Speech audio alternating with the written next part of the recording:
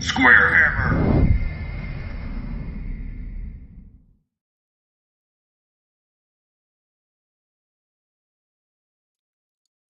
Ladies and gentlemen, yes, your video did just pop up. I don't know if you can hear me. So, Todd, you can hear me? So, Todd's having some audio issues, and hopefully it will come through well enough when we start doing this. So, we are going to be, well, hello, Square Hammers. Hello, YouTube. We are going to be reviewing I think there's like 46 army lists. Yep, I'm going to get rid of that. 46 army lists that are a little bit less than 46 because some people haven't submitted, but they will get theirs in soon. And seeing all these different army lists isn't really going to change what they have because there's too many to evaluate to try and tailor to. So we are going to be reviewing the Richmond Open. And let's just start here. And we don't need this open. I'm going to go you and excellent. So the Richmond Open, it's just north of Richmond, not probably, but it's near the King's Dominion Conference Center. And you can see the address right here. It is May 4th and May 5th. It starts May 3rd. I think that's for the 40K events, but they're also doing GTs and stuff like that. But the old world is the GT is the 4th and the 5th, which is Saturday and Sunday. And you can go to BCP and find this if you want. So it's May 4th, 5th, starts here. You can just search this if you really want to pop up all the lists by yourself. And then you can see it's JD Carter. He's the head of away games. And then we have Todd Wyatt, who is joining us today. And Todd, go ahead and say hi. Let's see if I can get you how I hear you. All right, so let me know if y'all can hear him and how well you can hear him. And maybe there's some kind of volume he can turn up on his end to get him a little bit louder. So, yeah, at the moment he seems very muffled on my end. If y'all can hear him fine on your end, then perfect. I don't have to change anything. And I'm going to move this like so. Okay, so first we're just going to go in opposite, not in alphabetical order, just the opposite. So it's based on names. So first up, first Todd, if you want to introduce yourself, let's see if people can hear you. Can y'all hear Todd okay? Chris says he cannot hear Todd. So if there's a way you can turn up either the microphone's sensitivity and then its output volume, I can try and turn up yours somehow. Let's see. Say something for me, Todd.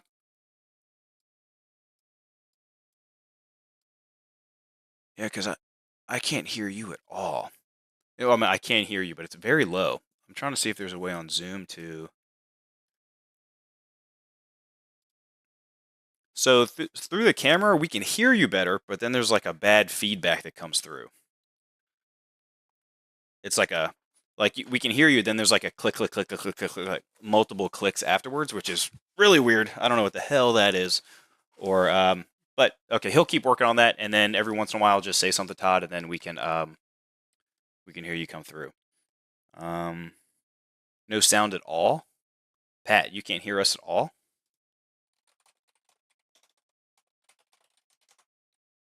Should be able to hear me. At least it's showing on mine that you can hear me fine. Let me know, Pat.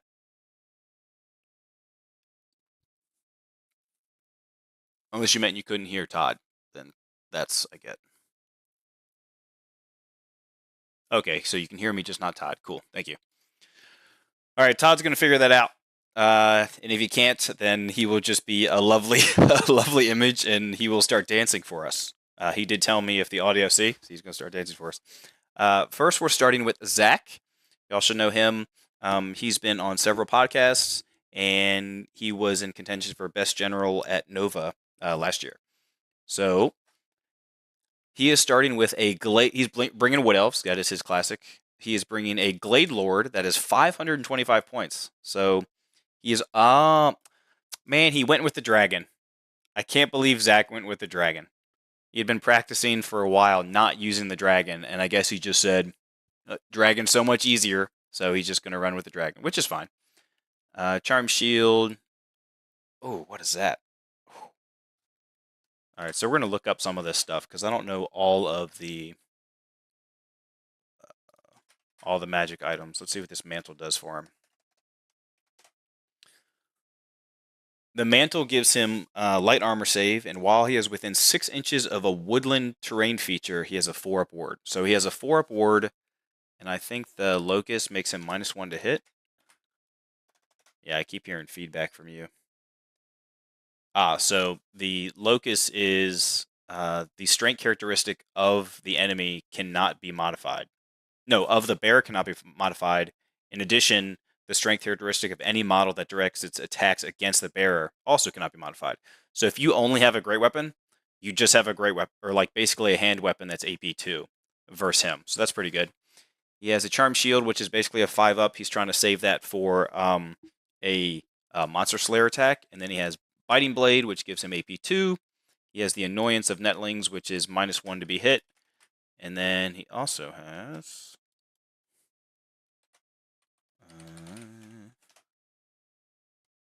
I forgot what the Resplendence means. What he said, Todd, if y'all can hear him, he said -1 initiative, -1 weapon skill. No, it actually just gives you magical attacks. Yeah, I guess he just... In any unit, yeah. So he gives the dragon magical attacks, which is cool.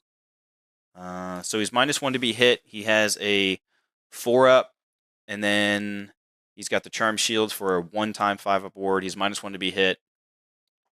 Okay. And he's got a longbow, so he's just running around shooting one shot.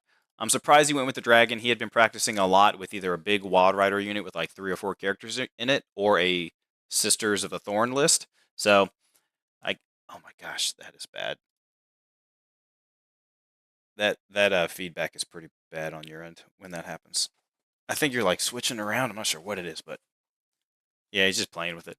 So that'll happen occasionally, guys. Just got to deal with it for now. So he's got a level 4 on a steed. He's got the ruby ring because it's amazing. The oaken staff, which lets his, I think it's +3 to his dispel range, and then also even +1 to dispel, I think. Let's see. Yeah, it's basically like an auto-include for most Wood Elf armies. If you're within 3 inches of a woods, you get +3 to dispel. And you also get an extra D6 and discarding the lowest when you're dispelling, which is really nice. But it does not stop based on the FAQ. If you roll 2 1s, it's still a miscast, even if you did drop one of the 1s based on the FAQ. And Battle Magic's great, seems good. So this one's just running around blasting people. He's got a... This is basically what he took, I think, to Brawler Bash. I'm guessing it's the same basic list. And I hope he copied the right one. But it looks like he has a Glade Captain. That's a BSB on a Great Stag. Oh, he's got the Charm Shield twice. Is that one of the ones that you can take twice? Yeah, I think so, right? Should have an asterisk next to it. Yeah, okay, you can take that one twice. No big deal. Blight of Terrors, so he's causing terror. And he's probably going to go into the big unit of Wild Riders. He's got 998 in character, so he's just 2 points below that. Charm Shield, Great Stag, which hits pretty hard, but he's going to have to be on the edge of units because Great Stag is 50 by 50, and Cav for Wood Elves are now 30 by 60. Got 1 unit of Glade Guard with poison, 1 unit of Scouts with poison, 2 units of Scouts with poison, both with standard bearers. I wonder why he did that.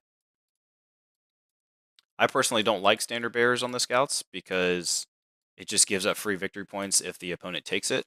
Maybe...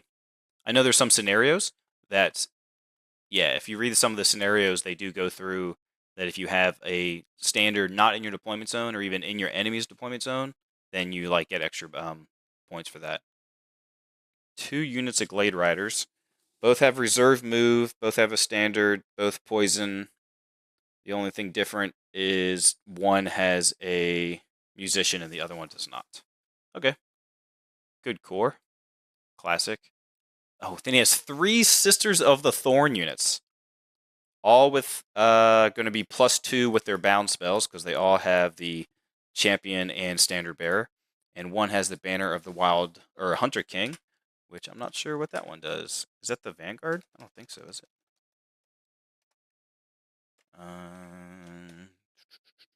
Oop, I'm in the core rulebook. No wonder I can't find it. Yes, that's the Vanguard. So I guess he's putting his Great Stag in this unit, And then if he can make a charge with 5 Sisters and the Great Stag, he's just going to go ahead and do it. Probably clear out Chaff or a unit that basically can't fight back. And it does have Terror, so that'll let him, if he's able within range to charge a unit that has a low leadership that maybe isn't within range of the general, he can like make something flee turn 1, which is pretty cool. What else does he have? And then another unit Deepwood Scouts. I think he only has 2 in core, so he should be able to do that. So 3 units of Scouts, 3 units of Sisters, 2 Glade Riders, a Dragon, a BSB on Stag, a level 4 with all the good stuff on a Stag, and that's his list. It's pretty strong. I think he's a smart player. I think he's actually going to do really well. Todd, say something, Todd. Can y'all hear him? I'm assuming he's pretty muffled still. He's pretty muffled through me. Resident Sleeper Dragon. Yeah, I know. Isn't that funny, Jonesy? He's talking about not running the dragon the whole time, and then I think he just said it's too good to not run it, which I understand. It basically is too good to not run it. So, next. This fella right here actually won Best Sportsman at Battlegrounds a couple weeks ago or last weekend. Really nice guy, and he ran Demons, which I'm guessing it's the same list right here. Level 4 Great Unclean one with the Plague Flail, which gives you it's a flail, but it lets you do I think it's toughness tests.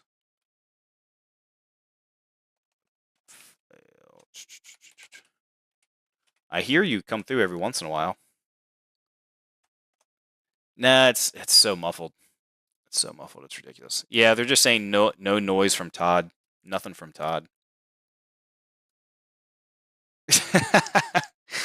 Guys, Todd said that's probably the best thing that could have happened. So no noise from Todd. All right, let's see if I can get it. Plague Flail. Why is it not even popping up in? Oh, it's just basic. Okay, so it's basically it's a flail that's -3 AP and it's multiple wounds D3. It's pretty good. So that 25 points to give him that. It's pretty nice to be D3 wounds at AP3. So you lose the strength modifier, but you're strength 6 anyway. So first round of combat, you're strength 8, but then you're AP3 always and multiple wounds D3 always. Pretty good. Level 4, he didn't select a. Does a Great Unclean one? He didn't select the lore, so he's going to have to do that. I don't know if you want to make note of that, Todd, but Yong is going to have to select a lore for his wizard, for his Great Unclean one. He did not do that. Demon Prince, Demon of Nurgle, Fly, Heavy Blade, Ether Blade. So that just lets you ignore armor saves, which is amazing. Now that only lets you do it with your hand weapon, but since he's a Demon of Nurgle, he can, no big deal. So I think he's going to be strength 6, toughness 5 with 4 wounds with the Demon Prince. Gave him Fly, so just a flying beat stick, which is pretty cool. I also noticed that he doesn't have the total points of each character is not listed here. It's kind of weird. I don't know. I guess he copied it from. I don't know if this is Army Builder or whatever, but it's definitely not the old world Army Builder on the website because it usually will just auto copy the points total. So that's weird. He's got a Herald with the Spoil Pox Scrivener. Whatever the hell that is. I don't know what that is. That is a 30-point item. Okay, infantry only. While within this model's command range, friendly units with this Demon of Nurgle may reroll any rolls to hit of 1. It's pretty cool. I'm guessing they have poison attacks with their Plague Sword, so reroll 1s would be good for extra free poison. And then Demonic Locust is that their BSB? Yeah, basically their BSB. It is you reduce demonic instability by 1 within 12 inches. So if you're leadership 8 and you roll a 9, normally you would lose 1 model, but here you wouldn't lose any. And of the same, Oh, so and if you roll double sixes, your whole unit isn't just destroyed. You actually lose the number of wounds by you failed by. So at least you're not just auto dead. You don't like pick up a unit of 30 because you rolled boxcars. So that's pretty nice. And then he has 15 Plague Bearers, full command, 5 Nurglings. Nurglings are really good. They do take demonic instability, just like as if they were undead, but it's a little different because you roll the leadership check instead of just crumbling. But swarms are really good this edition, so it's good to see that someone's taking a little bit more of them. Furies are also, I really like Furies. They are stupid cheap, they are super fast, and with a 5-up invul versus non-magical attacks. Let's see, they are fly 8. They are Furious Charge too, and Vanguard, and Skirmishing. So you're -1 to hit them. Basically, their biggest bane is magic missiles. But when you Vanguard up 8 inches, and then you have Swift Stride and Furious Charge, so you're already Strength 4. So you're going to be having 2 Strength 4 attacks each. Like 10 attacks is it's not shabby, and you're Demon to Nurgle, so they have to reroll 6s to hit you in case they do live. And then 2 units, 2 Beasts of Nurgle. Beasts are good. I don't think they're as good as they were last edition, but they still have the random movement. Let me find Beast of Nurgle real quick. Beast of Nurgle.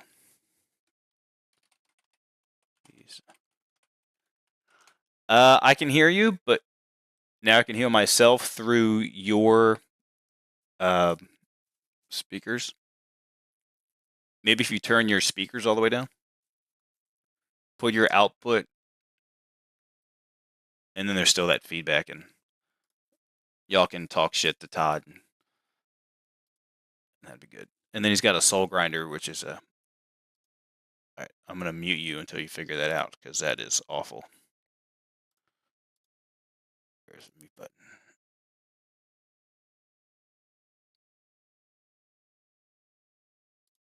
Alright, Todd is muted. Sorry, guys. Then we have a Soul Grinder, also Demon of Nurgle. So just a whole Nurgle army. Soul Grinders are really strong right now. It's really tough to chew through them. I think they're 6 toughness, 6 wounds. I think they have full plate, so they have a 4-up armor. Then they have the 5-up invul. And then he didn't pay for the fire thrower thing. I thought he would have done that. I think he did that in... let's check. Get off the list. Get the PDF. Where you at? Soul Grinder. So I really think the Baleful turret is the best one. You can only shoot one weapon in the shooting phase, so it's either he shoots the Harvester Cannon, which is only 12 inches, or he shoots the Baleful weapon, which is it's really strong. Let's see, is it here? Here it is. It's only range 12, but it fires like a fire thrower. So you put the template down within 12 up to within 12 inches, so it can go up to 18 inches because the template's 8 inches long, and it can just murder infantry like nobody's business, and it auto hits, so you don't have to roll anything. But so does the Harvester Cannon. And if you roll a misfire, it's just you take 1 wound, which is nothing. Well, it's still something, but and they have what 4 strength 6 AP 3 killing blow attacks. Not too shabby with Furious Charge and D6 plus 1 stomps and reserve move. So you move what 8. You shoot your cannon or your column of fire thing, and then you move another 8, and you're just ready to charge next turn with Terror and Furious Charge. It's really good. At 2,000 points, though, you can't take 2 of them. So that's a strong list. I like that one, too. All right. Let's see. I'm going to unmute Todd, and let's see how he's doing. Toddy boy. Toddy boy. Say something, Todd. Nope, he's done. So y'all can just enjoy the view. All right, so hey, look, this is William Lack. He is running Warriors of Chaos. He's got a big old dragon. Oh, let me pull the list back up for y'all. There you go. So he basically has the dragon. This build is the one that Todd ran at Brawler Bash. The only difference between Todd's and mine is Todd likes the Brazen Collar, which is MR2. I like the Paymaster coin. Dragon, Market Nurgle. Basically, it's what you build for if you're running a dragon. Now, for his level 4, he has Zinch, on a mount with the puppet and the ruby ring, so he's going to move a little bit faster. So he's on the mount. Is he going to be going into, what's he going to go into? Okay, so he's running a brick of Warriors of Chaos with the Banner of Rage, and they're undivided. And interesting. So I wonder why he took Tzeentch, because they're not going to get... I have a feeling he's thinking that him being Tzeentch is going to, and inside one of these units, is going to just give him the +1 to cast, but I think the whole unit has to be Tzeentch for you to get that +1 to cast, because it has to be Tzeentch unit strength 10. That might come to bite him. He also, these aren't skirmishers, so he will be able to join him to the Marauders if he wants to. No, he can't, because they're Khorne, and this Lord is Tzeentch, so he can't do that. So I think he's going to join him to the Warriors and just have him sit inside it, and then when he needs to, just rush him out of the Warriors once, if like a unit's getting too close and he just wants to get out of dodge. Then he has 2 units of Warriors, or not Warriors, Warhounds, which are amazing. I think Warhounds with Vanguard are fantastic. Then he has unit of Chosen. I think the Chosen ones have countercharge, if I'm not mistaken. So full plate, also undivided, so they're rerolling like panics and fear and stuff like that. Full command, lance shield, and a giant. No dragon ogres. So instead of dragon ogres, he's running Chosen. And of core, he's just above. So he's got a big unit of Khorne flails, which is what I think. So what? 2 strength, 6 attacks. Ugh, first round of combat. It's going to hit hard. Can't hear you, Todd. I know it sucks, man. So that's a strong list too, because it has like the most powerful dragon in the game, and then he's got a level 4 with battle magic and a ruby ring and a puppet, so he's going to shut down your magic and cast magic missiles and the most powerful vortex in the game, or at least damage vortex in the game. It's going to be gross. That's another strong list. Let's see. Chaos Dwarfs by Vince. Let's see, can y'all see the whole thing pretty well? Yeah, okay, cool. I'm gonna move this over here. Still no sound from Todd. Sorry, Todd. Get your shit working. Vince, he's running a Demon Smith Sorcerer, level 1 Elementalism. He has a BSB with a Lamasu's beard. I don't know what the hell does a Lamasu's beard do? Don't know if it's any different from his last one, but I think he might have a Lamasu. Yeah, he does. Chaos Dwarfs. What does the Lamasu's beard do? Beard. Any unit carrying the beard has a 6-up ward against wounds suffered. So, okay, so the unit is going to have a 6-up ward, whatever he's in. I'm guessing he's been in the, guessing in like Iron Sworn or the Infernal Guard. And they have MR2. That's cool. In addition, within 6 inches of the standard, friendly units have a 5-up ward in the shooting phase and gain MR1. Okay, so the unit that you're in gains a 6-up ward versus everything, and then anything within 6 gets a 5-up ward versus shooting and MR1. So that's a pretty big support banner. It's basically keep all your units tucked in close together, and they all kind of get like a ward save and MR. So not bad. And then he has a level 4 on a Lamasu. Demonology. He's going to have a 5-up, and I think that's the breath weapon. It's like strength 4, AP 2 breath weapon. It's pretty good. He's your general. But he didn't give him the lore familiar. So he's going to have to roll his spells on Demonology, and I think Demonology, it's really good for leadership debuffs, but when you have to roll on it, it's not the best. If you had lore familiar, it'd be stronger, but still cool. All right, Infernal. 20 freaking blunderbusses. So disgusting. A nasty trick that I saw at Battlegrounds was you take the Infernal Guard blunderbusses and you just teleport them around with the hidden pathway, and it doesn't count as moving. So you just teleport them and then you just shoot. Not that the blunderbusses suffer moving and shooting penalties anyways, but you teleport 20 blunderbusses and just it's gross. And then he just has 10 more just hanging out. Not sure what that's for. Oh, with fire glaives. Okay, so those are like the halberds. They have a little bit of the shooting too. I think it's range like 18 or something, maybe 12. It's an okay shot, but it's just a halberd unit with heavy armor. Maybe detachment. Maybe select detachment here if you wanted to.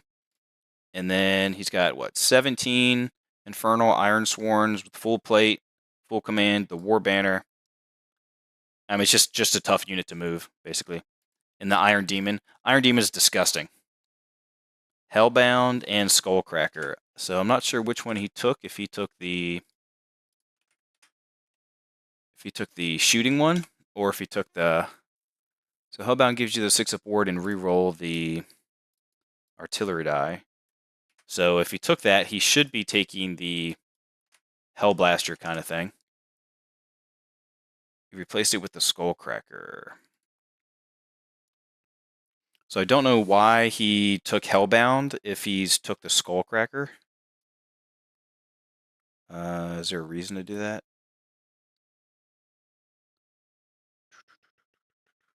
Checking. Zach, you're on the road. We missed you. You missed us talking shit that you took the dragon.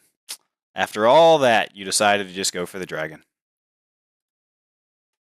Skullcracker. Why would he take Hellbound with the extra impacted stuff? Let me read Hellbound real quick. Hellbound, you get a 6-up ward. You already have. You already caused terror. Okay, so what I guess to give him a 6-up ward. I don't know if it's worth 30 points to give him a 6-up ward, but maybe it is. I would not take the Skullcracker if I was taking Hellbound at the same time, but you know, it's just my preference. And then the mortar, the Dreadquake mortar is awesome because within like I think it's 2d6 of the mortar, your enemy loses Swift Stride. It's called Dreadquake. I think that's what it's called. Let me find it. Basically, the enemy can't use Swift Stride, so you can really slow some people down. Let's say he took the Ogre Loader. He did. So +1 to reload it to make sure you can shoot it again. Quake. -1 to the movement and Swift Stride. It's pretty good. So it's if you within 2d6 of the central hole of the blast template. So anywhere from 2 inches to 12 inches, the enemy, because you're going to be shooting way over there, can't use Swift Stride, which is pretty cool. If you really want to slow down someone charge, or if you want to, if there's terrain in the way, plus not being able to use Swift Stride, you really shut down an army.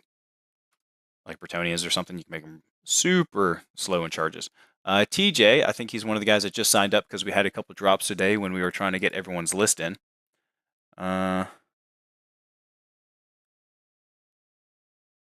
His conservative backup, guys. Shame on you, Zach. It's okay. He wants that sword. I get it. That's the only reason. We'll get to mine, and I was so close to running Warriors of Chaos because that dragon is amazing. It's so freaking strong. Them and Dragon Ogres and basically a caster that shuts down all casting. It's hard not to take because it's so powerful. So I understand why I've already seen one army with it, and you'll probably see another one as we continue. So TJ is running Lizardmen. He has a 700 points in characters. He has an Old Blood on a Carnosaur with slashing talons. I don't know if that's just their hand weapon. Probably. It's just the name of the slashing talons. Of course, there's going to be so many entries. Yeah, so that's just -3 D3 wounds. Okay. And the Blade of Revered. I think the T's silent, so it's Zunki. So that gives him no armor. Oh, I love this weapon. No armor or ward saves are allowed versus this blade. And it's strength +1. There's no AP because it just cuts through right through your armor. So it's the Ogre Blade, but instead of D3 wounds, you just get no armor or ward. So pretty nasty, especially if he gets buffed up by this level 4 Slam Mage Priest. So he went with Elementalism. I don't actually know what lores slams are able to take, But he did give the Slan a 5-up regen, which is pretty good. I'm going to look to see what other lores you can actually take on a Slan Mage Priest.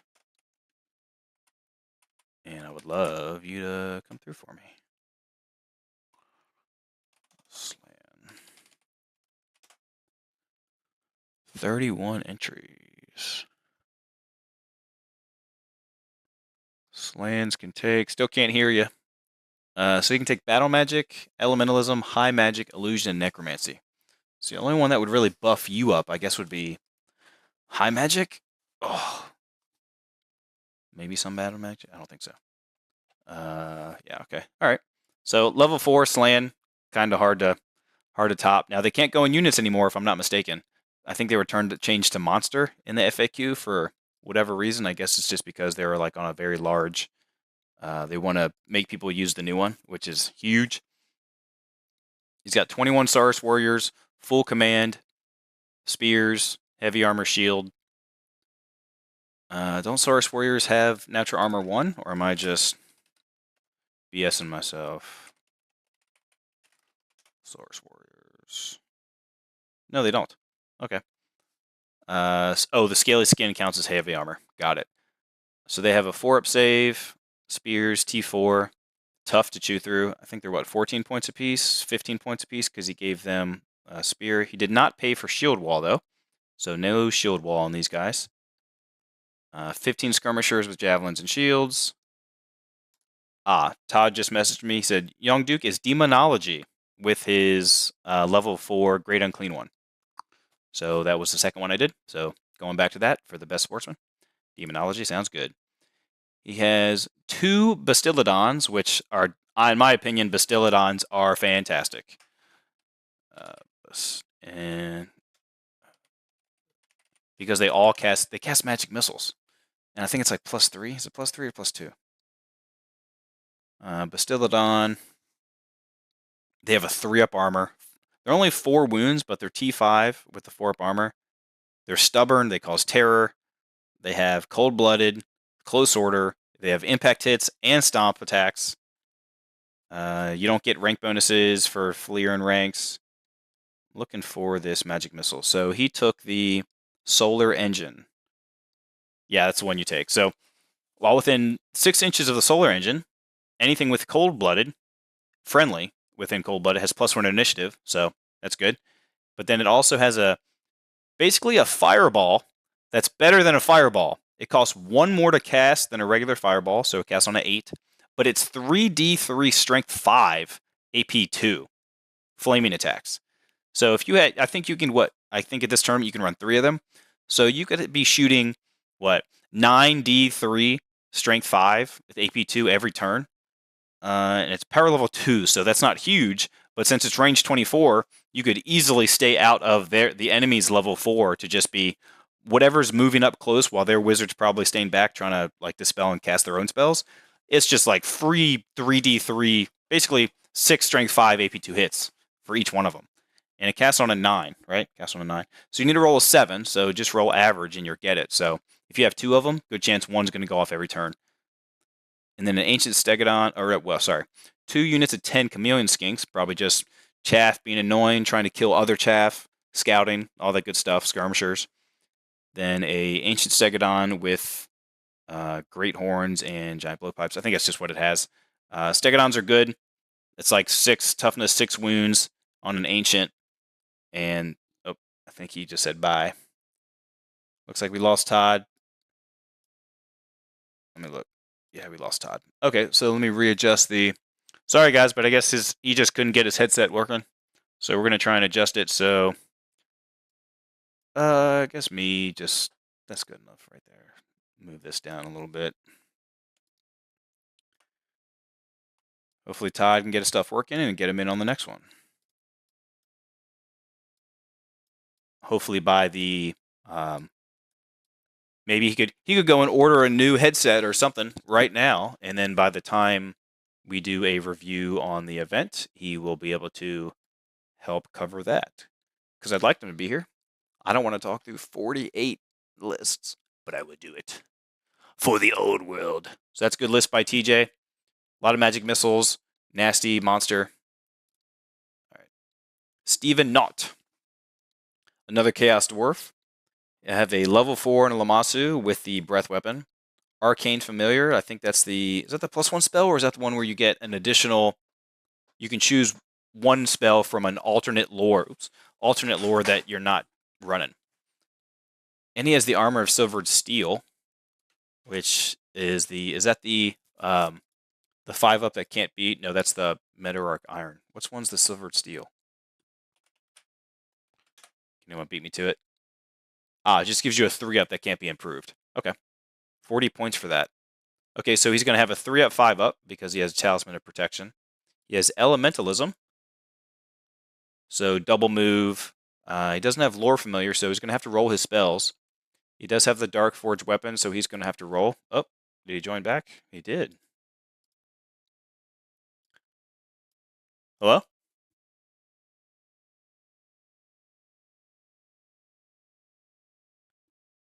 Is it me you're looking for? Hello, it's me. I don't know. Could you repeat the question? You're very muffled. Can you hear me? I can hear you, but you're very low. You can hear me. That's good. Can you turn your output up? Not a difference. Hold on. Can y'all hear him? Let me see. Trying to get him in here. Where's the YouTube thing so I can see what y'all are saying?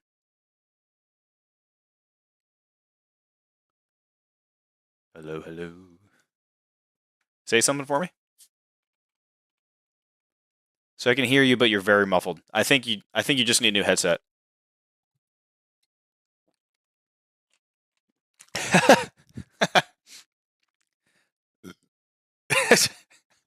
Zoom has infected his headset, guys.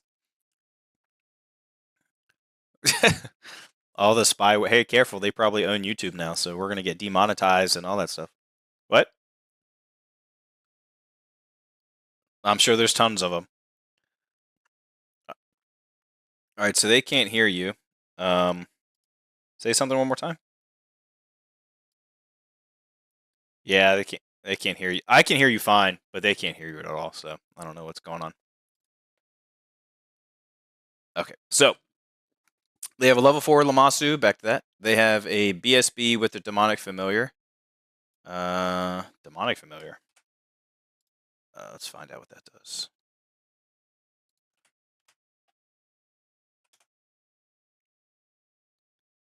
Okay, so as Todd just said, if you're in base contact, no models engaged in contact or in combat, so it doesn't have to be in base. They lose at 1. They reduce their armor value of any ward or regen by 1 to a minimum of 6. So lowering your ward save is pretty good. And if y'all didn't know, Lamassu, when you're in close combat with him, basically your magic weapons, anything basically just becomes a hand weapon. It's really good. So if you have the Yep, so he's going to teleport him around. He's going to shut down your magic weapons. He's probably going to get in combat. Like, you could get in combat with a dragon and hold him there for a couple turns. He might not do it because then he's not really casting unless he has, like, the self or assailment spells. But he can at least hold a dragon there for a couple turns because he's got a 3-up, 5-up. So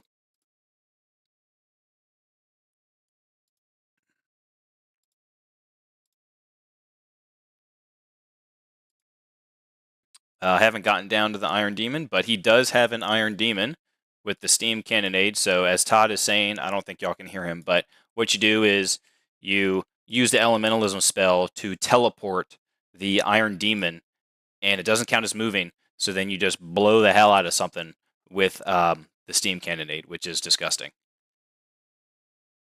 Let's see. I mean, I can still hear you, but I don't think anyone else can, that's the main issue. No one else can hear you. And I don't understand why, but we'll just have to figure it out later. It's not much we can do about it, I guess. Let's see. You got 30 blunderbusses. That is a massive unit, and they have the Razor standard. And I think a blunderbuss is already AP 1, so it's going to be AP 3 on a 6.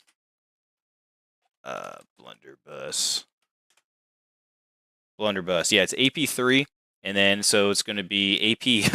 So it's AP 1 with Armor Bane 2. Pretty nasty. He's got 562 points in this one unit. So he could also teleport them around and just fire 30 D3 shots, depending on how he's arranged, right? Because they do have volley fire, but if you have to arrange them right so you get all the shots. Disgusting. And then 15 Goblin Cult Throats with short bows. They're just, I'm guessing, 5x3 or a little bit, because they can't skirmish. If they could skirmish, I think they would be much better. But not being able to skirmish kind of sucks for them. Then he's got a rocket launcher, which I think can choose to shoot 2 different kinds of shots. One is like strength 3 large blast. The other one is like a small blast, kind of like a stone thrower, but not as strong. I think it's like strength 6 instead of strength like 8. Oh, it's D6 damage. That's amazing. Then he's got the mortar with the heavy loader. He didn't give him the reroll the artillery die, but he does have the loader, which lets him get +1 to on the load chart, because it's usually like slow reload because it's so hard to load that massive mortar. With an ogre, you get +1 to do it. Oh shoot! I just noticed he has 2 Dreadquake mortars. Ew, gosh. So he's just gonna sit back and blow you the hell out of the sky or off the ground. So 2 mortars, a rocket launcher, a hell blaster on a really nasty war machine, a 30 blunderbusses, and a level 4 flying around. It's pretty strong. I'm curious how that's going to do. Okay, then we have Ryan with Dwarves, the stunties. He's got an Anvil of Doom with, well, he has a Forge Father on the Anvil of Doom. He has the Rune of Spellbreaking, which is the old Dispel Scroll. It's just like auto-dispel. I don't remember what the Rune of Balance does. It's a Master Rune of Balance. Let's find out what that one does real quick. Master Rune. Once per turn. So you get an extra D6 on the Dispel roll and discard the lowest. Once per turn, too. That's actually pretty good. So it's a 35-point... It's basically a 35-point Dispel Scroll, but it's once per turn, not one use only. Not bad.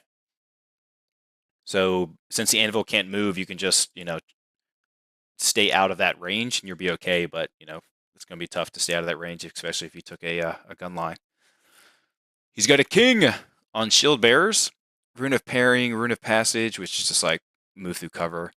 Ward save and shielding. So no, I didn't give him extra toughness or extra wounds, which you can do still on the king. He just gave him super tanky. I think he made him as tanky as possible. Well, not wounds and toughness, but just gave him better saves. Okay. He's got a BSB with their Master Rune of Grungi, which I think is the one. Which one is that? Master Rune. Okay, so that is a upgrade on the standard. That's the rune for the standard. It gives the unit a 5 upward, and then anyone within 6 inches gets a 6 upward. So pretty much just like the other standard, where it was a great support banner. I think it was like 65 points on this one. This one's 80 points. So it's 80 points to give your unit a 5 upward, and then units within 6 a 6 upward. So very expensive, but I'm guessing he's going to put that in his unit of hammerers, which are down here. And then I'm guessing the king, who's on 4. Yeah, so he's going to have basically a unit of 18 size hammerers because the BSB and the guy on shield bearers. He's going to have a unit of 18 longbeards next to them with the master hesitation. I'm not sure if that's the one that is the one that when you charge, which weapon and blah, blah, blah. You do not count as having charged. That's what it is. So if you charge this unit with the longbeards and you have lances, you do not get the lance bonus. So you won't be able to use your lances at that point. No, you still get initiative. That's the other one, which is called. whichever one makes you disorder charge, and I don't see it. Oh, confusion. Which let's see if he put that on his hammers. He did not put that on his hammers. Okay, so he's got a unit of 14 rangers. They have great weapons, shields, and crossbows. So they are decked out with a standard and a old Deadeye, sorry. And then he has a unit of 2 gyrocopters, and then both with steam guns, and then a single gyrocopter also with the steam gun. So he took all steam guns. Kind of surprised he did that. Interesting. I kind of like the other ones a little bit more than the steam gun. If I was taking like 6 gyrocopters, I would probably take 2 steam guns, but to have all 3 with steam guns is interesting. And then he's got 2 units of 5 Iron Drakes with the Trollhammer Torpedo. It seems like that is like the play with most people that I'm seeing. They take maximum for dwarves, the maximum unit of men's squads Iron Drakes with the nasty Trollhammer Torpedo. Because I think it's like strength 8, AP 3, and it's like D3 wounds or something, right? Is that right? Yeah, something gross. Yeah, basically, yeah, a cannon. Let's see. Then we got Roger.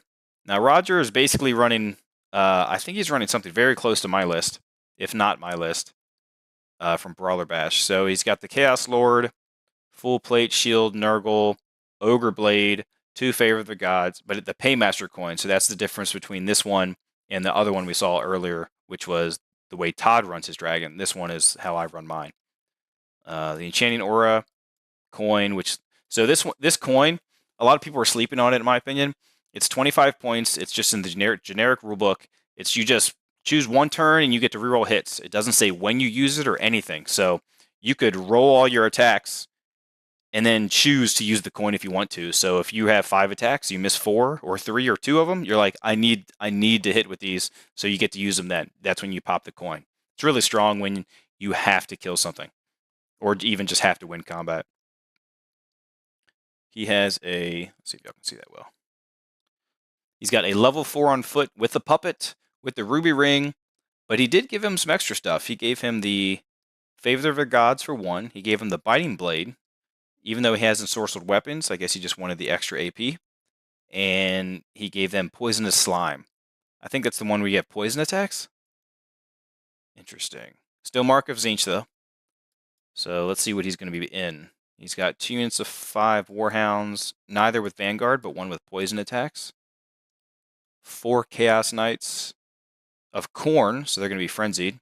Full command with lances.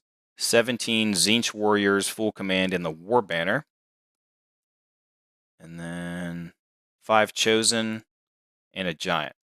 Okay, so his list is different from mine because I think Dragon Ogres are one of the most busted units right now. It's crazy how you can take them as singles. But he went with chosen, which is a lot of people are choosing either chosen or Dragon Ogres. That's like the dilemma people are going through.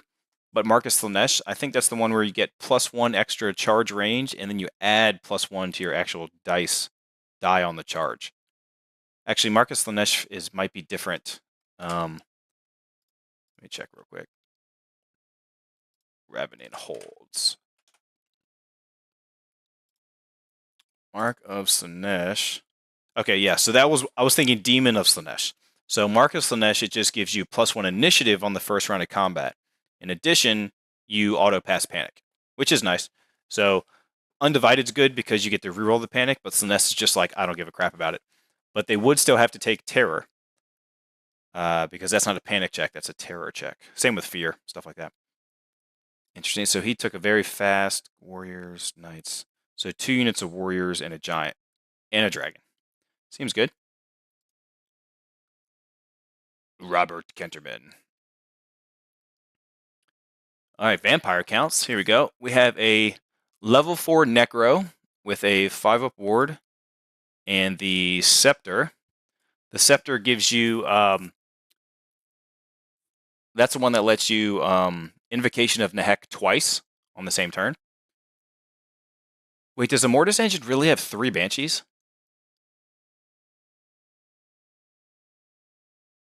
Are you sure? Well, rules as written, I thought it only had one banshee on it. That's why I was just like, you can't scream, but it has 3 banshees? You might be able to scream 3 times. Oh my god. Okay, I'll read that later. That's stupid. I thought it was just it had like banshees as one profile. Hopefully it does. I'll have to look at that. I'm gonna look at that right now because that seems really bonkers. So that is one dispute that people were arguing about online is how many times, because how they why is that locked? Let's not do that. There we go. Let's go to vampire counts. So in the PDF, they kind of, not the PDF, the FAQ, they were talking about, what am I doing?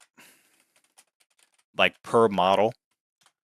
Like this model does this and this model does that. And they made it so confusing.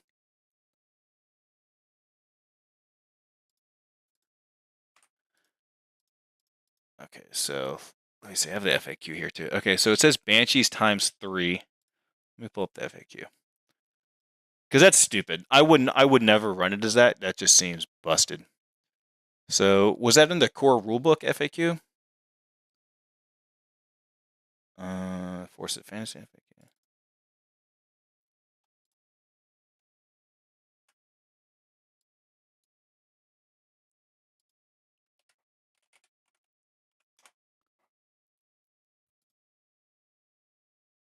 Gotcha. Oh yeah, that was talking about like cavalry attacking, right? Let's see. That's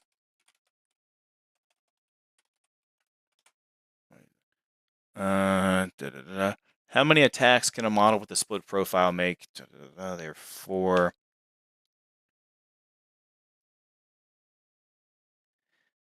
Yeah, that's oh man, they need to fix that. Okay, because what this kind of opened the door to is people arguing that, for example, the Mortis engine says Banshees times 3.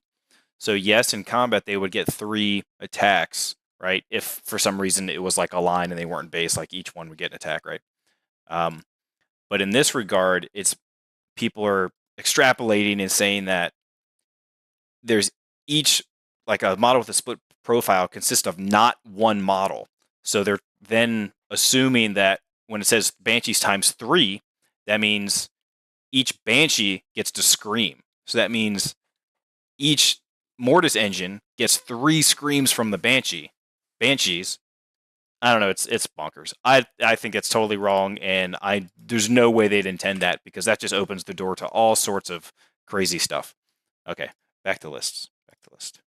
Okay, so a big unit of 25 crypt ghouls, probably not skirmishing. 18 crypt ghouls, maybe skirmishing. A big unit of dire wolves, okay, and 2 units of 20 zombies.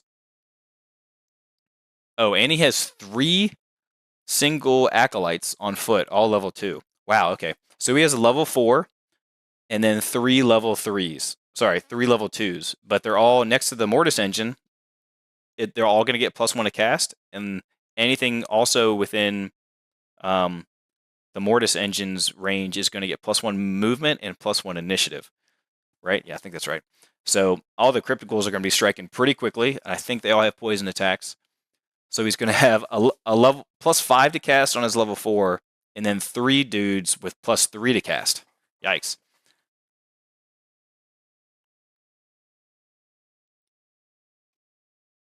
Does he have a Blood Knights? Yeah, he's got Blood Knights. Okay.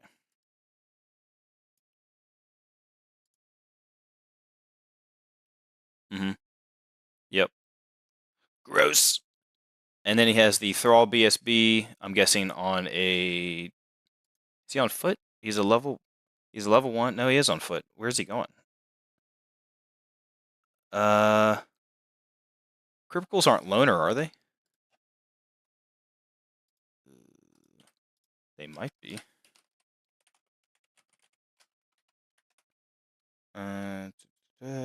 Nope, they're not loner. Okay, never mind.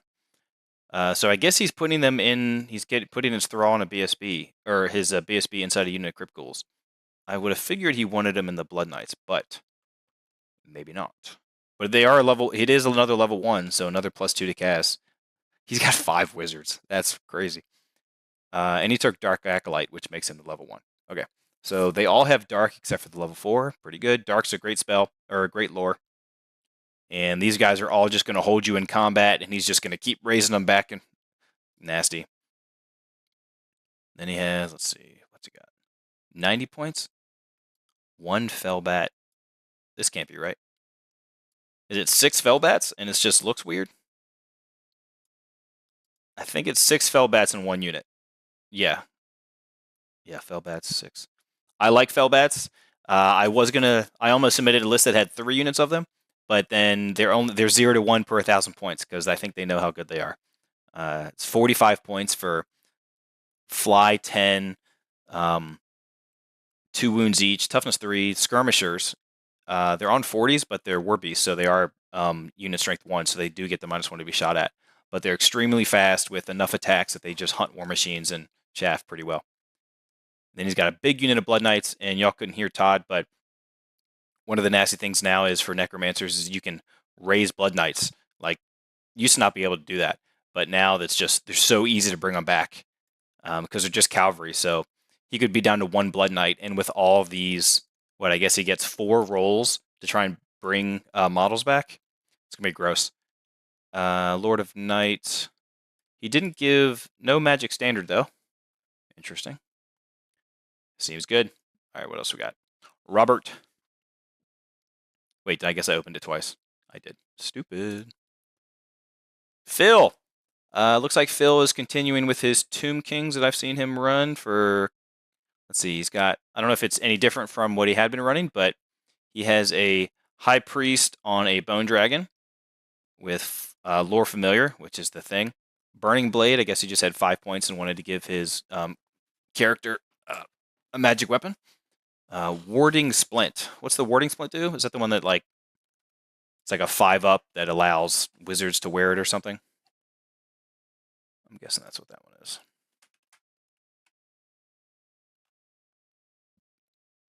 It's not in here? Oh, is that in the Armies of Infamy one? Probably. It is. Warding Splint. Heavy armor.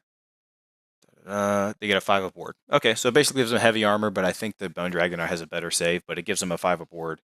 And it's 35 points, so he takes that because he already has the Talisman of Protection on the Tomb King. So there is some contention. There's also another debate in terms of how they wrote in the FAQ of taking armor saves on mounted stuff. Let's see if I can find it. I'll find it. This is just contentious. If I can find this stupid thing. Okay, so in the FAQ, not zoom. Turn this one on.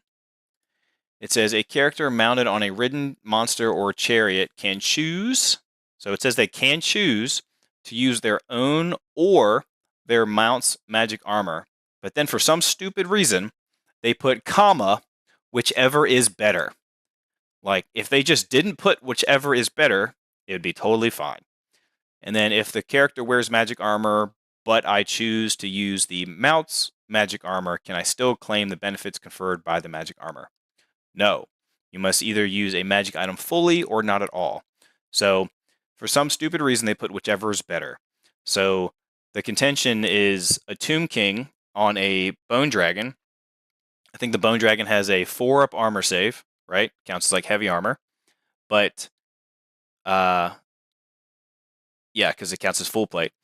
But then the Armor of the Ages counts as light armor, which is a 6-up save. So some people are arguing, based on whichever is better, let me get rid of this choose thing. What's better, a 4-up or a 6-up? And then it's like, well, it's not saying which, like, gives you a better chance because of, reroll to wounds or anything like that. It's just saying which armor value is better. So, in my opinion, the armor value of the full plate is better than the armor value of the light armor. So, it makes it seem like, which is totally weird, that if you took Armor of Ages on the Tomb King, you wouldn't be allowed to use it. But then you have to look at Okay, so what if something's AP2 or something, or AP1, so then I only have a 6-up, or what have you. Or there's no AP. It's just wonky. I wish they just didn't put whichever is better, because that just throws a monkey wrench in the whole conversation. And I think I don't know if they overlook that, or if they sometimes like to cause contention, so then it, more clicks and stuff like that, but who knows. But that's something I wish they would just clarify. And I think for Nova, based on how they've been nerfing all the other stuff that's like not, has to be infantry only, etc. I think I'm going to make it so the Armor of Ages, it's tough, because if you say the Armor of Ages doesn't work on a Tomb King on a dragon, it nerfs this dragon, obviously, but then it doesn't touch the Warrior of Chaos dragon, which is also disgusting. It doesn't touch the Wood Elf dragon, which is great. The Dark Elf dragon also. So I think the play, in my opinion, to really nerf characters riding anything, is to just limit the wound characteristics of that character to 6 wounds. It's not saying you couldn't put a Chaos Lord on a dragon, but instead of them having 10 wounds, they would have 6. So no matter what you put your character on, you would be maxed out at 6 wounds, because if you try and change the points of everything, it would be way too much to change the points of everything. This was the easiest and well-rounded. Now, it might not be 6 wounds, but it was the easiest and most well-rounded fix I could find to not see like the top 10 tables all have a big freaking unkillable monster, right? And I'm sure I'll get feedback from that and people saying, "Oh, it's your game," whatever. But I think that is the most fair way to have, not for our boys, not for Friday, but maybe for Saturday and Sunday. I think there is going to be some kind of wounds limit, but I have to figure that out yet, and still more trials and stuff. So back to this. He's got a potion of speed for plus D3 wounds. He's got a 5-up. Sounds great. He's got 10 archers, because you're mandatory to have to take 1 unit archers if you're not doing an Army of Infamy. He's got full command. Yep, full command. He's got a unit of 8 chariots. Did I miss a character? No, that's it. Okay. You got a unit of 8 chariots, which is gross. A lot of them. He's got the Death Mask, which gives you terror. And then the Icon of the Sacred Eye. What's that one do, Todd? You know that one? Icon of the Sacred Eye. +1 weapon skill. Okay, so all the skeletons and horses, I guess, are going to be at least weapon skill. Are they 2 base? Or I think they're 3 base. Yeah, I think they're 3 base. So that means they're all weapon skill 4. It's pretty good. And it's 50 points, which, that's why it makes sense to be put into a big unit, so you actually get some of that output. And is this 1 unit of Tomb Scorpions, or is this 3 solos? 3 solo Tomb Scorpions? Okay. And then two obviously solo Necrosphinxes. Yeah, it's pretty nasty. He's got a bunch of Monster Slayer from the Tomb Kings, or Tomb Scorpions, a bunch of Killing Blow, and 1 Monster Slayer from each of them. Basically an unkillable, almost unkillable dragon. I've only ever seen 1 of these die. Out of all the games that I've played and watched, and just when I've run in tournaments or gone to other tournaments, I've only ever seen 1 die. So it seems way too strong to me. And then another level 4 on a dragon. It's really gross, really strong, really strong. All right, another fill with Warriors of Chaos. I bet this one is going to make me feel more fantasy. Oh, lots of dragon ogres. Maybe not. Okay. Aspiring Champion. BSB. Undivided. On a steed with a lance. Barding. So he's on a steed, and now the FAQ says they do have countercharge. So if he does put them in a unit chosen, then they get countercharge, which is good. The Chaos Lord. Another dragon. Okay. Full plate. Fumes of Contagion. The Slayer Sword. Favor of the Gods. He took the crown, so it's a 5-up regen, and Mark of Nurgle. Okay, so different build. What's the Fumes of Contagion do? Oh, that's just his breath weapon? Okay, gotcha. Yeah, gotcha. Okay. I forgot that was his name. So he gave him the Monster Slayer sword, so he's going to go hunt some monsters pretty easily, and it's much cheaper. It's what, 50 points for that instead of 65 for the Ogre Blade. He gave him the 5-up regen, which is good. So he's going to have a 3-up, 5-up, 5-up. Gross. 6s need to be rerolled against him. He did not give him the Strike Last aura, which is good. I think you don't need all of that. It's disgusting. So he's got a Sorcerer Lord, level 4 Demonology, Undivided on a steed with a puppet. Let's see, he has a unit of 6 Chaos Knights with Undivided and just a champion. He has 2x5 Knights with Khorne with just a champion. So these are frenzied. So I'm guessing the Lord, or I'm guessing the Aspiring Champion and the Sorcerer Lord are both going in the unit of 6. Because you wouldn't want your Sorcerer Lord probably to be in a frenzy one. Maybe. He could be, though, because he's undivided. If you don't want to have to charge something. But that extra charge distance of range is just, that hurts you. So you probably wouldn't want to do that. But he's got the Puppet, level 4 Demonology. Not lore familiar, though. So he's going to have to roll on Demonology. And then he has 2 units of 3 Dragon Ogres with a champion. And 2 units of solo Dragon Ogres. Or is it... God, it looks so weird. I think this is with Recruit, like new Recruit. That's what that is. So it's 1 unit of 3 and 1 unit of 2. And just hand weapons and heavy armor. So they're AP 1 because they have ensorcelled weapons.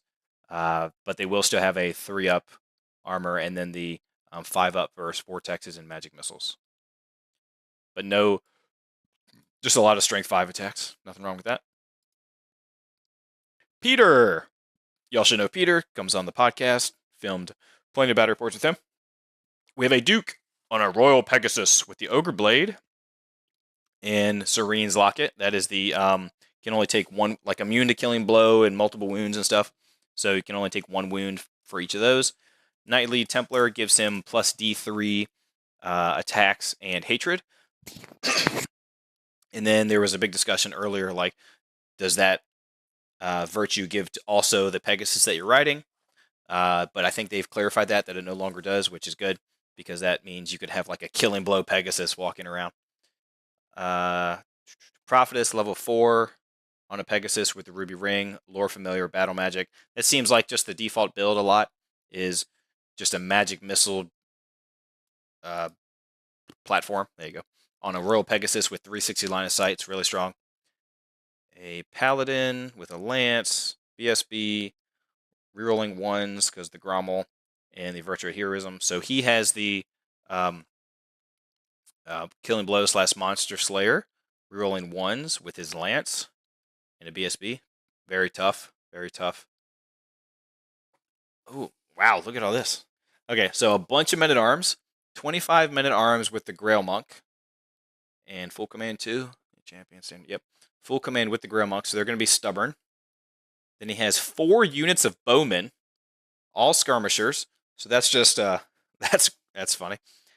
Then 5 Knights of the Realm. Full command. And then 2 units of 5 Pegasus. That's disgusting. Okay.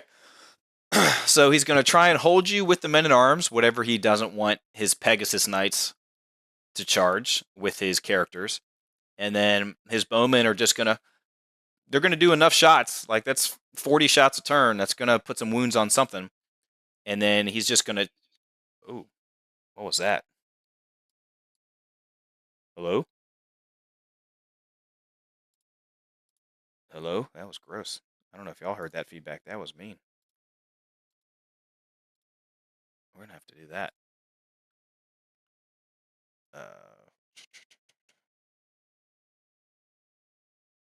That was disgusting. I wish I could just do that. Alright, I guess Todd isn't here. I haven't seen or heard him for a while, so I'm guessing he's just gone. Oh, he's just hanging out? Okay. He's trying to fix it, guys. Sorry, it's being a pain. Alright, we're gonna do this. There we go. And we're back. Okay. So basically a lot of chaff And Pegasus Knights are one of the best units in the game, just for 360 line of sight. It seems way too good to just first turn fly 20 and just charge whatever the hell you want, and it's just so good. So that should be a very strong list. He just has to roll well because, man, does he roll crappy sometimes. Pete, Beastmen. Beastmen are also very strong right now. He's got a Doom Bull with Armor of Destiny, so he's got a 4-up ward. I think it's heavy armor, 4-up ward. Rune of the True Beast. Slugskin, I believe, is an extra armor save, but I don't know what Rune of the True Beast does. Said -1 to hit for him in the unit. -1 weapon skill to enemy models whose troop type. Okay, so it's only 30 points. Enemy models whose troop type is monster suffer -1 weapon skill within 6 inches of the bearer. So not -1 to hit, only -1 weapon skill. So not as good, but still -1 weapon skill for 30 points is pretty good. He's got a level 4 Elementalism Ruby Ring. Seems good. So he basically has the Ruby Ring magic missile, which they then did determine that in the FAQ you don't get the Hag Tree with the Ruby Ring. So I hope he realizes that. But he's still going to have the Vile Tide, which is the signature spell, and then he's going to have, hopefully, if he rolls it, because that's what he wants, Wind Blast. So he will potentially have 2 magic missiles rerolling to wound, and then just a 3rd one of Ruby Ring. Then he has a Wargore BSB with the Talisman of Protection, so he's got a 5-up. Man, a Wargore is really expensive. Oh, he's on a Chariot. Okay. Chariots are really good for Beastmen. I think even like a Shaman on a Chariot is really strong, just for the 360 line of sight, and like 7 wounds at that point. Razor Gore, great weapon. Okay, so just a really tough BSB that's with first charge, and I think they have Warband too. They don't have Swift Stride, but they do have first charge and decent impact hits. Wow. 34 Gores. With the, what's this totem do? Is that the one that like lowers your leadership when they do wounds to you? Something like that? Let's find it. No, it gives you poison. So he has 34 Gores with 2 hand weapons with poison attacks, who are going to probably get buffed up in some regard. No, he only has Elementalism. Okay. And I guess the Doom Bull is going in there, which is going to buff them up, make enemies -1 weapon skill. Okay. Then 3 Razor Gores. I don't know if it's 3 singles or if it's the 3 single Razor Gores, or it is 1 unit of 3. Can you run them as singles? You can run them as singles, so I think this is just new recruit. Not sure. It might be 3x1, so 3-1 singles probably, and then 12 Ungors, because I think you have to take a unit of Ungors for Beastmen with short bows. You could ambush them, I think, if you wanted to. And 3 Dragon Ogres with the champion, all with great weapons and heavy armor. I think great weapons is probably the best option for Dragon Ogres.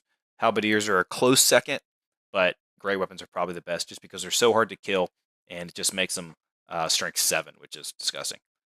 And then, of course, a Gorgon, because Gorgons are disgusting. So much Monster Slayer and Killing Blow. I think it's like 5 or no, it's like 7 maybe because of Frenzy. And then if you roll your whatever that crap's called, what is that called?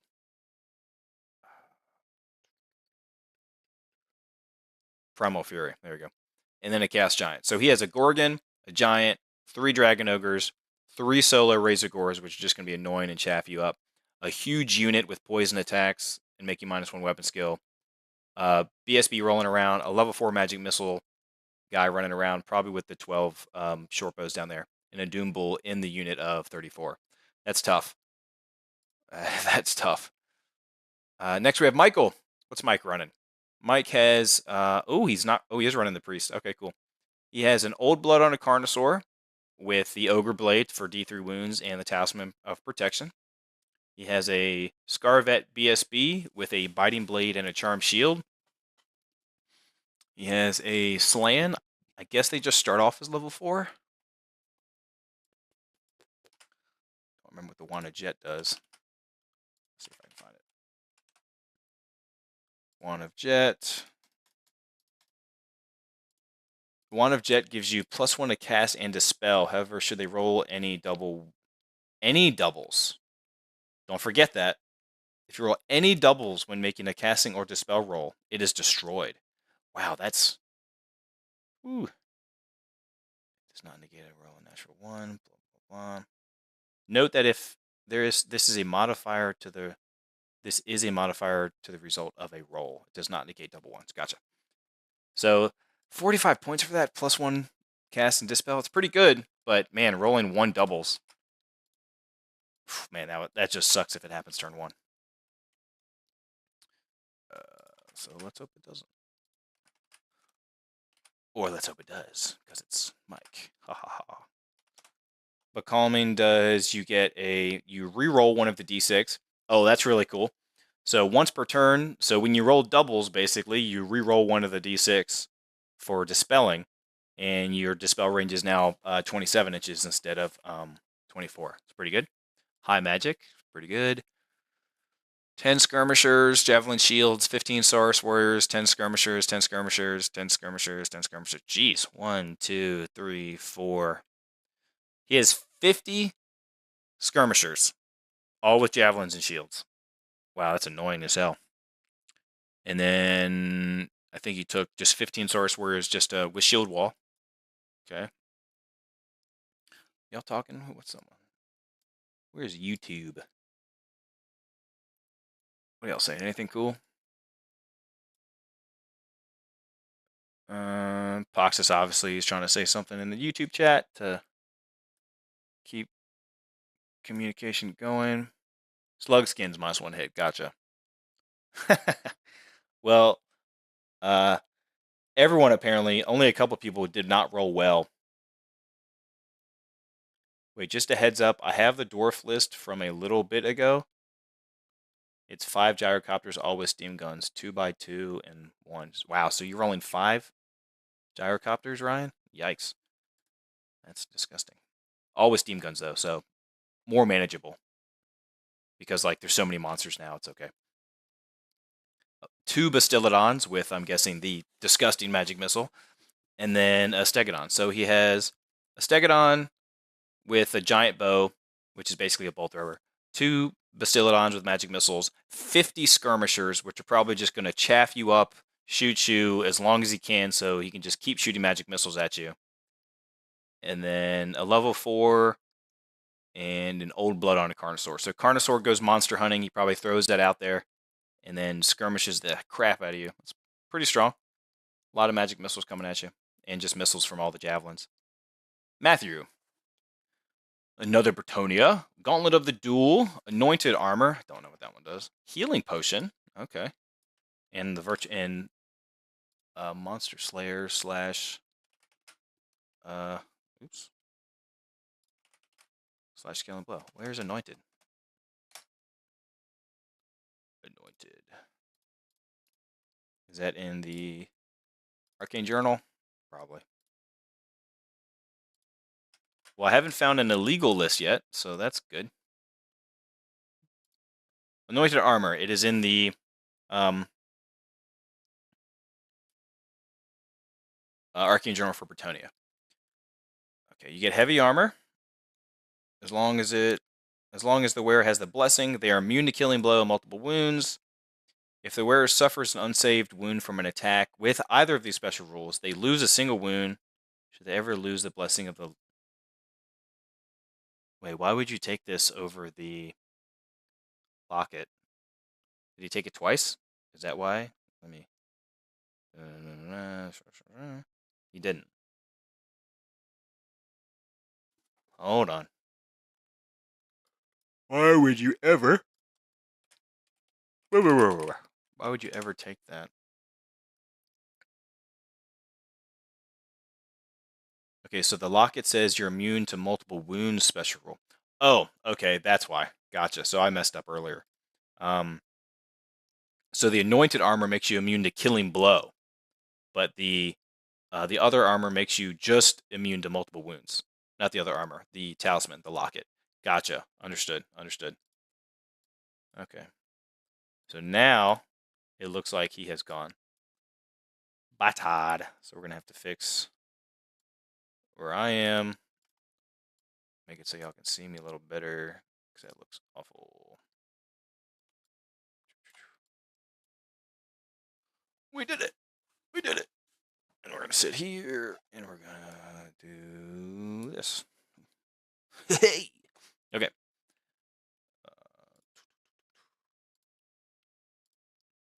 All right, so we have the Duke on the Pegasus with a healing potion, so he's just trying to keep him alive. But he does have a lance, and he does have Monster Slayer and Killing Blow, which is great.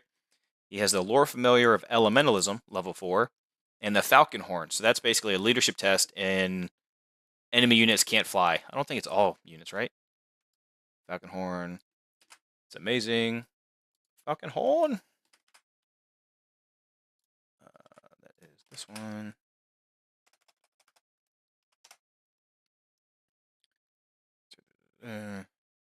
Only enemy units can't fly. It's so good. I do not want to have to fight that with my list. Unless he fails his leadership, then, that's fine too. Is it on their own leadership? By using their own unmodified. Yeah, so it's just theirs. Paladin with the Grail Vow, BSB, Pegasus, and rerolling. So, just a Pegasus, BSB, rerolling 1's pretty good. 6 Knights, so he's got 2 units of 6 Knights of the Realm. Full command on both. 19 Men-at-Arms. Full command. Actually, no champion? Musician. Yeah, no champion, but a musician, standard bearer, and the Grail Monk.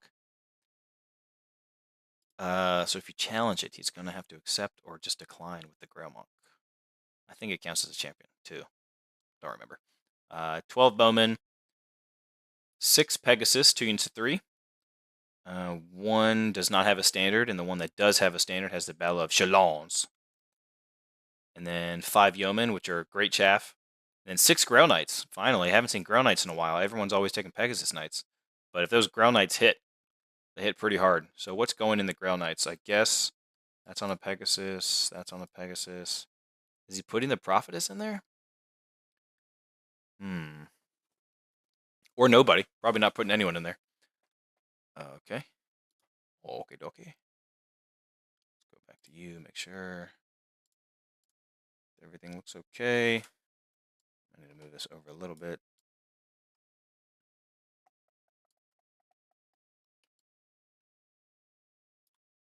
Peabin.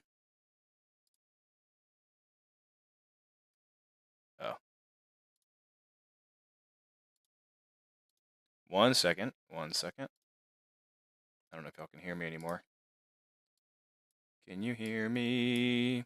All right, the video just cut out, so give me a second. I'll get it back up. I'm just going to start a Zoom meeting. So apparently Discord, when you're in a meeting by yourself for more than 3 minutes, it just kicks you out of the meeting. So then the video just goes away. So,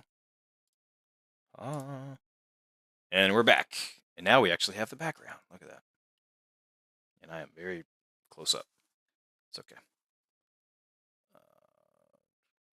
Ooh, Gobos. Matt. We have a Big Boss, BSB. Guff's Windy Banner. What in the world is Guff's Windy Banner? I know like the red flaggerty one, but whatever. Guff's Windy Banner. You may reroll panic checks. Oh, that's funny. Okay, so you got a... It's windy. Okay. Night Goblin Big Boss, BSB, the reroll panic checks. You have an Illusion Wizard level 2, an Illusion Wizard level 4 with the Idol of Mork, and the Fungus Wine. Let's see, what does that do? Not going to be a weapon. Of course. Let's see. Let's look up Idol of Mork. Idol of Mork, you increase your dispel range by 3. In addition, you may re-roll the dispel roll once per turn. It's pretty important. You can save it for when you really need it. Okay. So 30 points for that? Wow, that's cheap.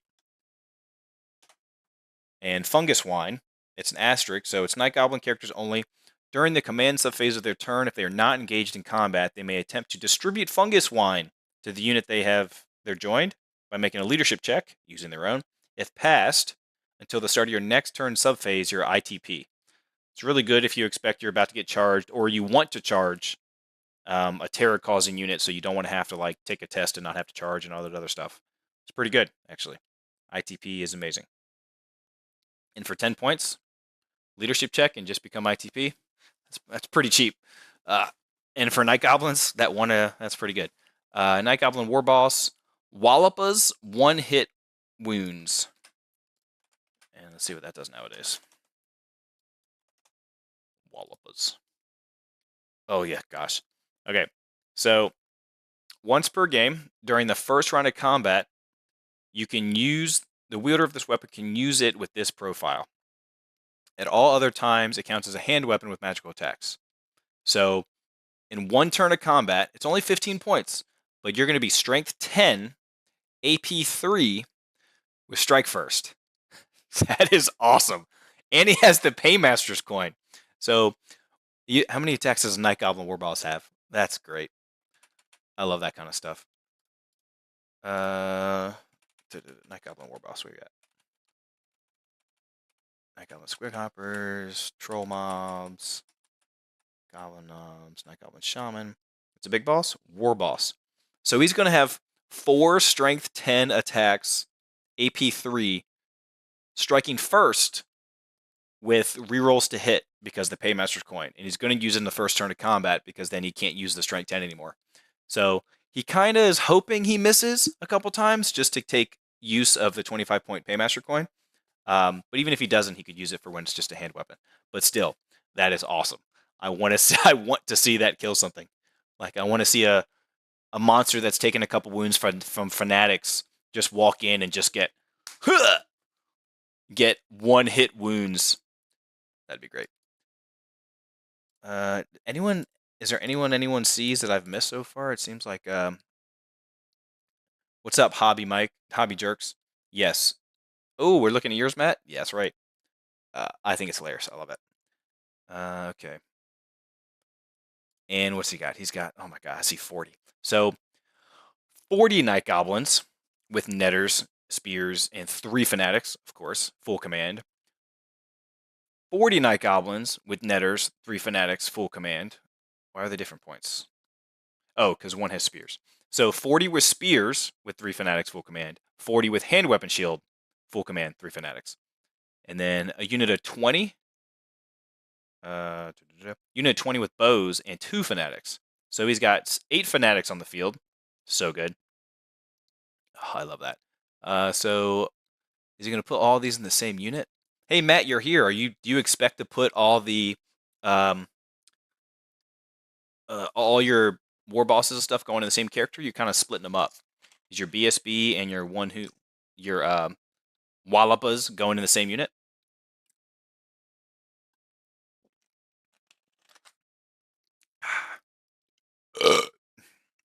Excuse me. What are their mushrooms called? I forgot. Let's see. Then you got 2 units of 8 Squig Hoppers with a champion. And they're good because they're 360 line of sight, charging with random movement. And I think they hit pretty hard too. Let me go back to Squig Hoppers. I think they're pretty strong. Squig Hopper. Yeah, the Bounder Squig. Bounder? Yeah. They're strength 5, so they're each going to have 2 strength 5 attacks. And then the Riders are each going to have 1 strength 4 attack. That's AP 1, I think, from the spear. And then the Bounder Squigs are strength 5, AP 1 Armor Bane. It's pretty good. They're ITP, which is great. They all have impact hits. So you're going to get hit by strength 5 impact hits. And then how many does he have in each? 8. So he's going to have 16 strength 5 AP 1 attacks if they can all get, the first row. And then he's got 6 Stone Trolls with Troll Vomit. So stupidity might be a problem for him, but I'm sure he's just going to want them to go straight forward. Giants are amazing this edition. Unbreakable, toughness 6 with 6 wounds is fantastic. And then 2 single Mangler Squigs. So he's got 8 Fanatics, 2 Mangler Squigs, 2 units of Squig Hoppers just running around. He's got a unit that can hold you for a while because they're just tough with regen, decent saves, a bunch of Night Goblins, A level 4 of illusion, which he's probably going to say, "Sit, dragon, sit." That's what I do with illusion. That seems like pretty good. And yeah, that's fun. Good list. It looks fun. Okay, Marcus. BSB Master Rune of Stromny Redbeard. On an O stone, which I believe you have to challenge or always have to accept challenges, something like that. Forces of Fantasy. Redbeard. 75 points for this BSB. Or not BSB. Yes, BSB, sorry. Okay, so it's basically a war banner, but it has a 12-inch bubble to all units also. So that's pretty good. So it's an aura war banner. Pretty nice. It's Master Rune, so I mean, that's the only thing you can take on it. It's just a thing. It's always got full plate shield, BSB. He's got a king on shield bearers. Grommel with the better saves. Fury, huh? Actually, I don't know what I'm doing. I can just do that right here. Fury. 2 of them. So he's going to have +2 attacks.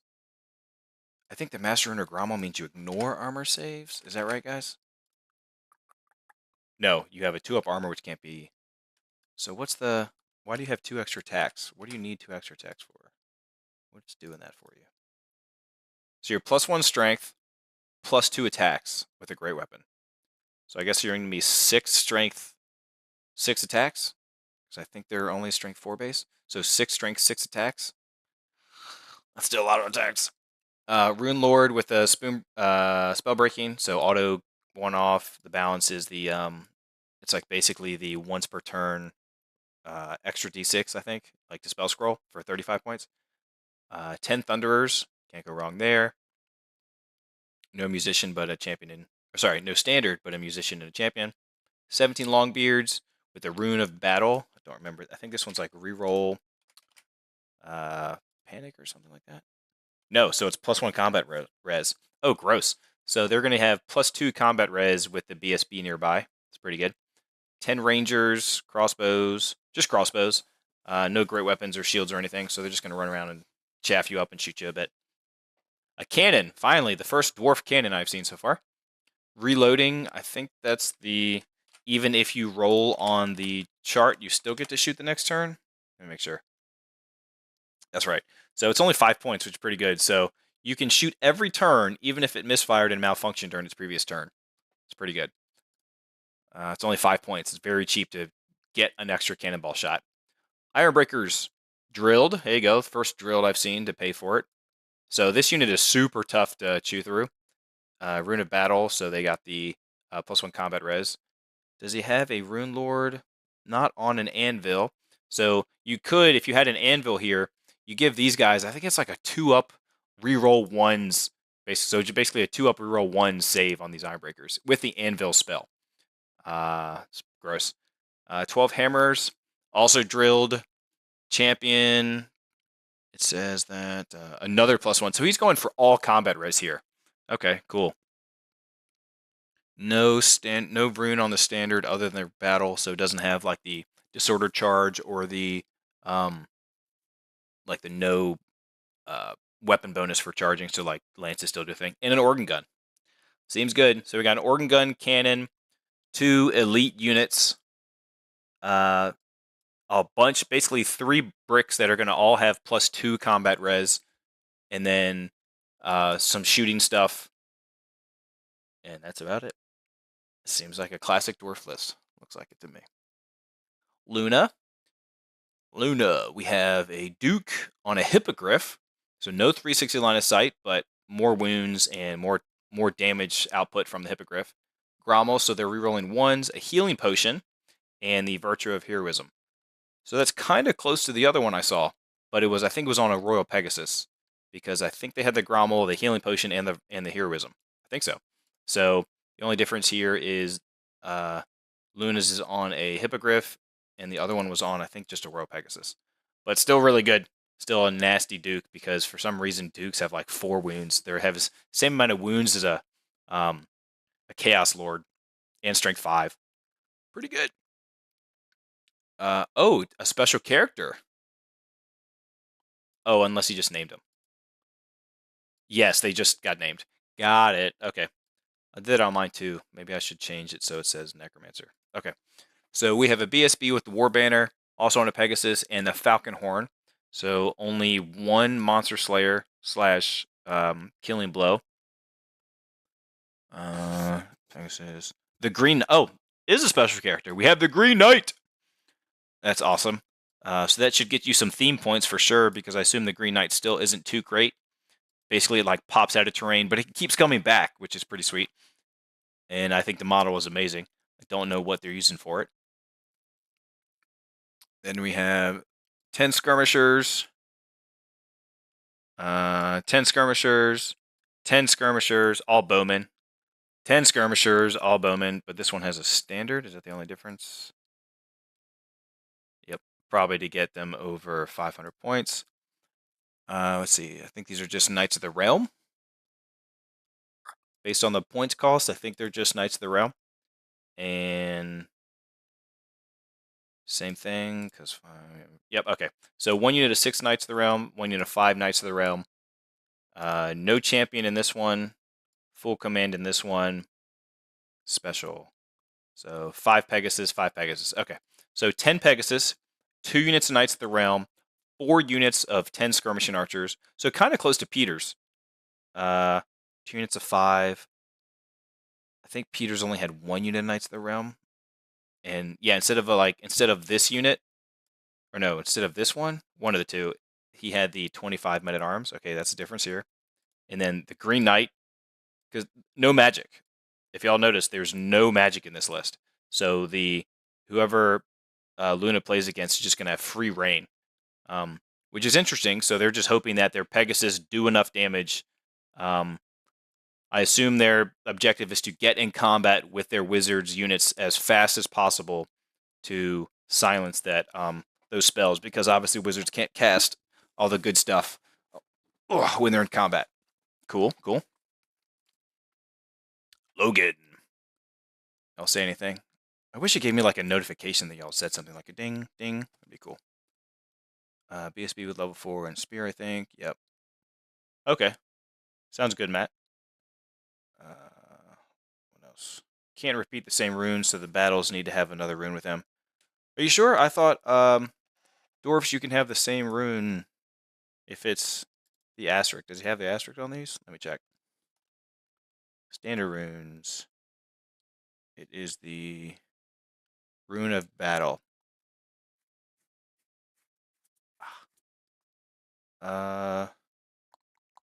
Might be right, so you might need to message him to change the list. Weapon runes. I just want the title. There we go. Rule of 3. No, I think he's good. So no single item can have this more than 3 runes. No item can have a rune intended for that item, blah, blah. Each master rune only once. Only runes marked with an asterisk can be duplicated on the same item, combining them together. Yeah, I think you can have the same standard, have all the 3 of the same runes. It's the same thing, like, because you could have all... Yeah, I think so. I think he's okay with that. Blah, blah, blah, blah. Yeah, I think he's okay there. Which is what it used to be, too. So, Todd, hopefully you see that, and then let him know that that's okay. I know you haven't heard me yet, because there is a delay between streaming and everything. Logan. Beastmen. Another Doom Bull with a Charm Shield and Muscular Monstrosity. What in the world does that do? Let's find out. Makes you tough, boy.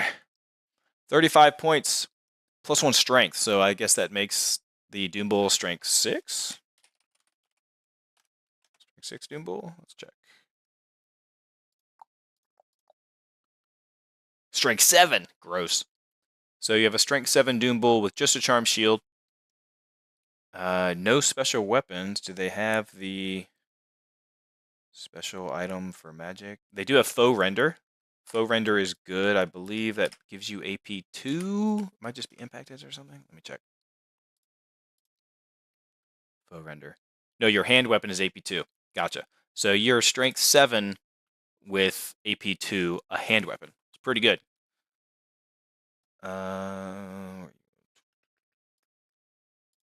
Doom Bull.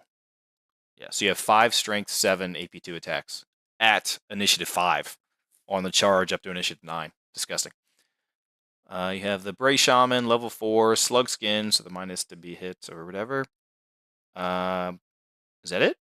Okay, so you didn't take Hag Tree, you didn't take the Ruby Ring, so I think Demonology, you're probably just going to debuff and buff your own units, which is cool. You're not going for the typical like magic missile thing. I like that. War Gore, your BSB, Pelt of the Dark Young. What does that do? I know one of the banners like makes your leadership go lower. I just don't know what it is. Maybe worn with other armor.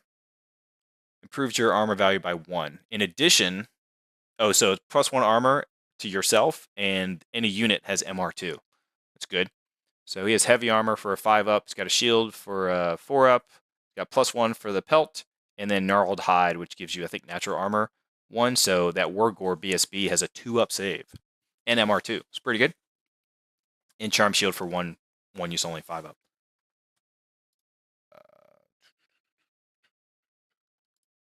Then he's got a War Gore on a Razor Gore. He's got a 5. Wow, okay. So he's got a Chariot with a 5-up invul. Just running around being a first charge, heavy Chariot, AP2, impact hits kind of shenanigans. 33 Gores with hand weapon shield, full command. 1 Minotaur herd. 1 Minotaur. So there's 3 of them. And it's just a musician and a champion. I think that's what the Bloodkin kind do. Bloodkin, weird. 2 single Tuskor chariots. I think chariots are really good, especially when they're heavy chariots, because these guys will just AP2 impact hit. You just got to make sure they charge, and they still can get panicked. So if someone runs through them, that's the problem, because I think they're only leadership 7. So he's got a nasty Doom Bull inside a unit of probably 3, or he just puts them in the Gore unit. He's got a Bray Shaman. He's got a War Gore BSB chariot, maybe running around with the 2 Tuskor chariots. He's got a Gorgon, which is great. Obviously, we all know Gorgons. Gorgons are amazing. And then he's got a Shaggoth. Nice. So, what did he give him? He gave him an extra attack. I think that's what the Many-Limbed Fiend does. Yeah, I think that's right. Gorge Tusks. Don't know what that does for Beastmen. Maybe like extra impact hits or something. Gorge. Gorge Tusks. Oh, an extra AP on its weapon. Okay. So I think a Dragon Ogre has ensorcelled weapons. So with the Gorge Tusks, it gives you an extra AP, so your AP2 with your hand weapon. And an extra attack. I don't know why you would take Gorge Tusk for 30 points when you could just take the Biting Blade. I think that's 20 points. So you'd save 10 points if you just took the Biting Blade instead of the Gorge Tusk. Food for thought. All right. Jonesy. Uh-oh, Jonesy. We have finally made it to your list. We are here.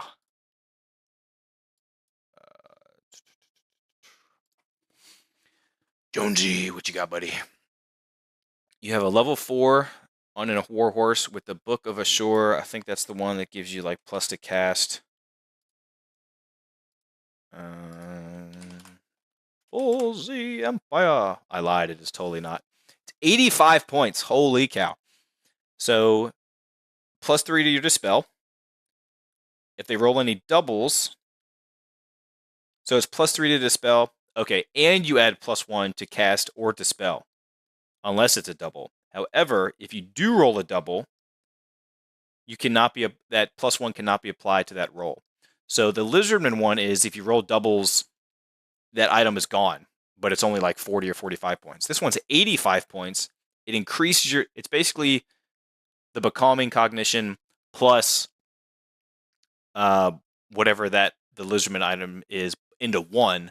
But this one, if you roll doubles, it's not destroyed. It just, you don't get the +1 for that roll. 85 points, that's expensive, but it is nice to like always have, unless you roll doubles, +1, and then it will continue. And it's not one use only or anything like that. It's just, that's pretty cool. All right. And he's just running around on a horse trying to get within 24 inches or 27 inches of the enemy wizard. Nice. Oh, he's got 2 level 4s. Okay, the other level 4 has the armor of Tarnus, which I think is just heavy armor, but it probably gives you a 5-up and allows you to keep casting. Counts as light armor.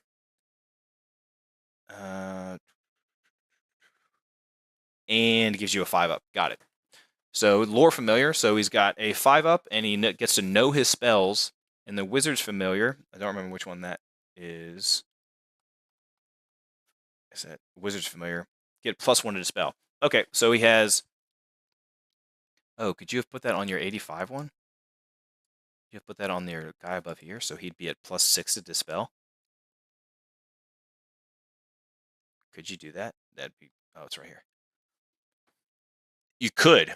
So, oh no, Wizard's Familiar is 35 points. Sorry, I thought it was only 15, like most things. Okay, so he has 2 casters at +5 to dispel.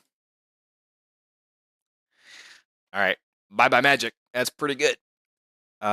This one's Demonology, so this one's going to be buffing what he has below. He has a Chapter Master on a Demigryph. So the Chapter Master. So I think he was talking to me about this one. This one only has 2 wounds base, so the Demigryph just gives him +1 to wounds, so he's basically the same wounds as a Demigryph. With the Spell Eater Axe, I think that's one's +1 strength, -1 AP, but it gives you MR1. Then he has 2 units of Empire Knights, both with Drilled, Stubborn, and Full Command, and he wanted to make sure, he asked me to check if you can give both to a unit. Let's check Empire Knights. Yeah, so 0 to 1 unit per 1,000 may have the Drilled special rule, and then also says may have the Stubborn rule. It doesn't say have either or anything like that. So you can give them both Drilled and Stubborn. So that's why 8 Knights are 218 points, because they have Drilled, Stubborn, Full Command, and all the goodness. But it's pretty good, because you can march them up, what? Their movement 7, so you can march them up 21 inches. And then you can countercharge, you can, you have Drilled, so then you get to, like, on your charge, you get to reform or redress the ranks and then charge in. It's pretty good. And then if you lose combat, you just use Stubborn. It's pretty nice. Those are going to be hard to move, at least for a couple turns. A unit of 8 archers with scouts. A unit of 4 demigryphs. The champion has the white cloak, which is a 5-up ward, and something else. It gives you something else, doesn't it? It gives you something else. Oh, a 3-up versus flaming attacks. Okay, so you have a 5-up ward and then a 3-up versus flaming attacks. So it's not bad. And the rampaging standard, so they get to reroll to charge. Okay. Then 2 cannons. Gross. Cannons are still good now. I know everyone just hates how they got nerfed to from D6 wounds to D3 +1, but great cannons, they're still good. Don't sleep on them. Like, they can kill us. They can, was it like 80% chance to hit a chariot base? That's like long ways. It's amazing. So 2 of those will, instead of just taking 1 to kill chariots now, it's still, or even a monster, you can 2 of them can still kill a monster in turn 1. Like, it's challenging, but they can still do it. And then another unit, 3 demigryphs with the war banner. I'm guessing the chapter master goes in here. So he has 2 units of 4 demigryphs, 2 cannons, 8 archers just being scout annoying, 2 units of drilled stubborn empire knights, and then 2 level 4s probably running around by themselves getting protection from the knights and the demigryphs, because the demigryphs count as cavalry, so you can't target the wizards if they're next to them. Yeah, it's pretty good.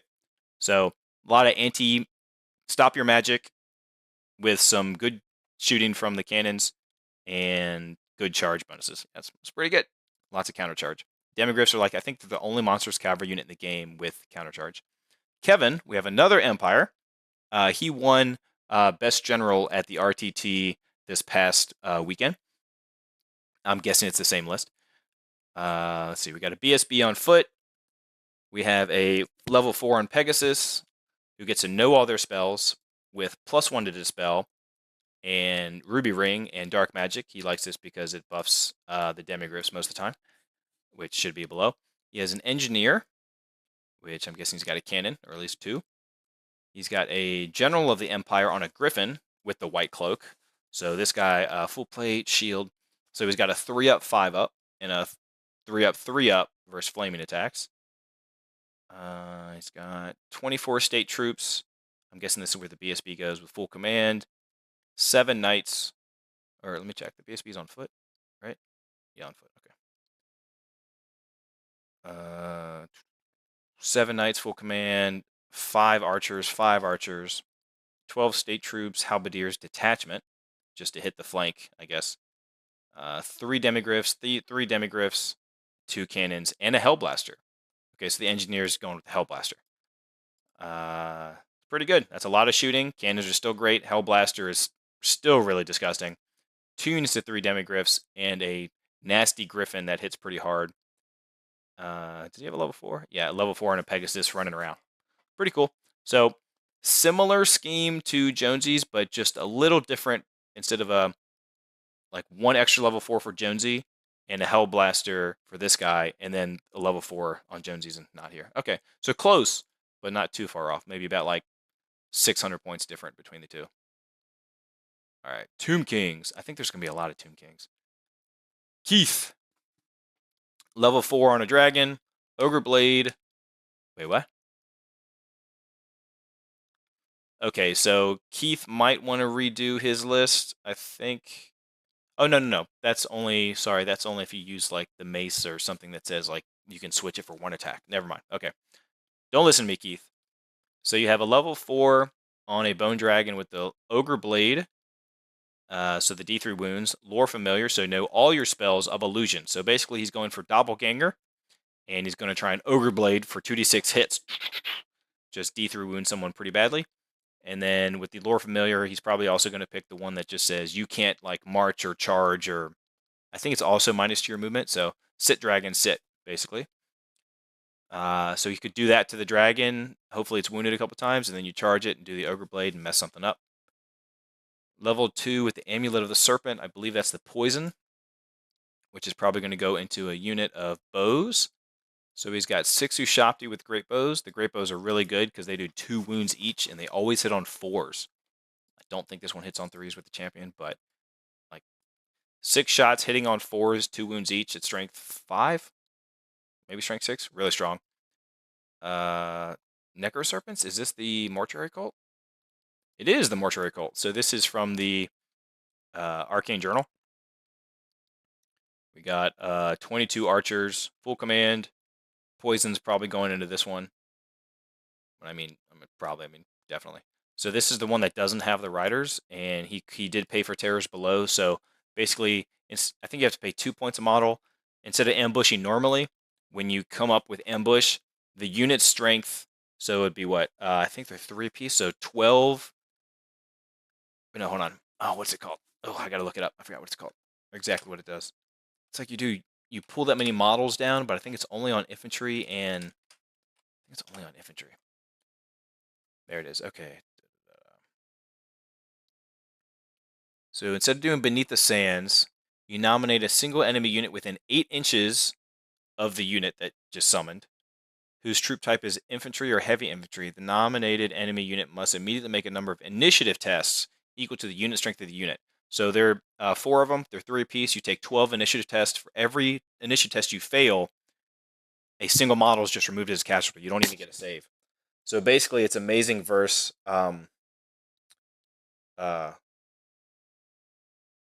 like dwarves or lizardmen, anything super like initiative 2 or less. It's like fantastic against 3. It's still decent.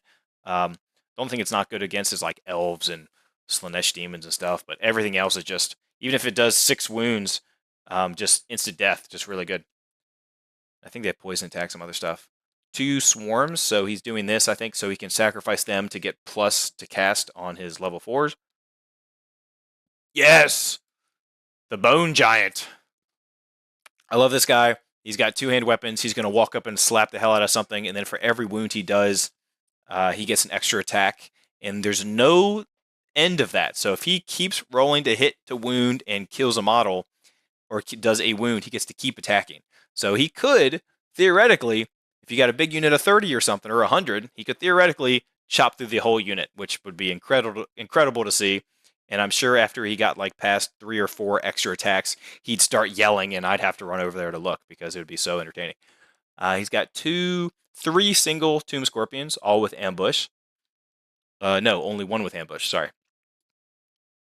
2 Necrosphinx. Okay, so 2 Necrosphinx, 3 Tomb Scorpions, a Bone Giant, small unit swarms, archers, 4 unit of Necroserpents, 6 Ushapti. So decent amount of shooting, a decent amount of actually maxed out his Scorpions and Necrosphinx to get as much Kill and Blow Monster Slayer as he could with a decent amount of multi-wound or poisoned shooting. And his level 4 is on a Bone Dragon with Lore Familiar. Strong list. Very strong, very strong. Jonathan Davis. Another Tomb Kings. This one is the Armor of the Ages build. Gray weapon, yada, yada, yada. We all know this one. High Priest level 4 on foot, but has a flying carpet. Earthing Rod, that's to re-roll the miscast result, which the Warding Splint is the, it's light, I think this one that's light armor, but you get the 5-up ward. I love character with the flying carpet. I think it's awesome. Pardon me. Royal Herald, BSB on a chariot with just a charm shield. A Necrotech with just a whip. 25 warriors, 3 chariots, which is the chariot above the BSBs going in here. 23 Tomb Guard with the war banner, and I'm guessing the Necrotech's going in here, which is, I think, Hatred and Frenzy. No. What does it do now? Necrotech. Necrotech. Gives you Stone Shaper, so that's the Colossus or a Ushapti gets +1 to its regen. Mortar Overseer. Plus D3 initiative. Is that all it does now? Just give you like Frenzy or something. I guess not. Okay, so it gives you, basically would give the Tomb Guard plus D3 initiative, and then does he have any to give him? Huh, no. He doesn't. Okay, interesting. So he's got the casket, which is disgusting. The casket, if you fail leadership tests, you take like 2d6 strength 6 with like no armor save, something gross. If you pass it, it's like just 2d3 with an armor save. What else would I miss? Let's see. 1 unit of skeleton archers or skirmishers with war bows. They have Vanguard. I do know that. These guys have Scout, I think, inherently, so you don't have to pay for that. More sacrificial units if he needs to, or more chaff. 2 Tomb Scorpions, 1 with Ambush. 1 unit of 3 Knights with the Death Mask, which is the Terror. And the Casket. Also good. I think the other one might have been a little bit stronger, but this one seems more balanced. Well, this one still has the Nasty Dragon, so maybe, you know. Jerry. Okay, let's see what Jerry has. Another Tomb Kings. So many Tomb Kings. This one has a High Priest on a steed, a Mortuary Priest on a steed. Don't know what this does. We're going to pass it. 2 Necrotechs, 1 with the poison, 1 with just regular, nothing crazy. BSB, Banner of the Desert Winds, and the Destroyer of Eternity's weapon, whatever that one does. Banner of the Desert Winds gives you Vanguard and Reserve move. That's pretty sweet. So, man, you can go fast as hell. Destroyer of Eternities. What does that one do?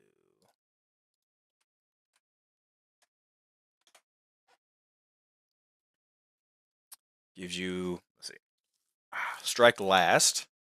So it's a great weapon in terms of +2, AP2, and Strike Last, but it doesn't have Armor Bane. But it does have Killing Blow. And instead of attacking normally, you can do a Scythe attack. So instead of attacking normally, you can do D6 hits at the profile of the weapon. So it's basically, instead of attacking normally, you can do Doppelganger, but D6 hits instead of 2D6. Okay. So if something is making you -1 to hit or lowering your weapon skill, you can just do D6 hit auto hits instead. Pretty cool. And the Tomb Prince is his general. I guess that is totally legit because he has priest, priest, priest. Okay. Who is his...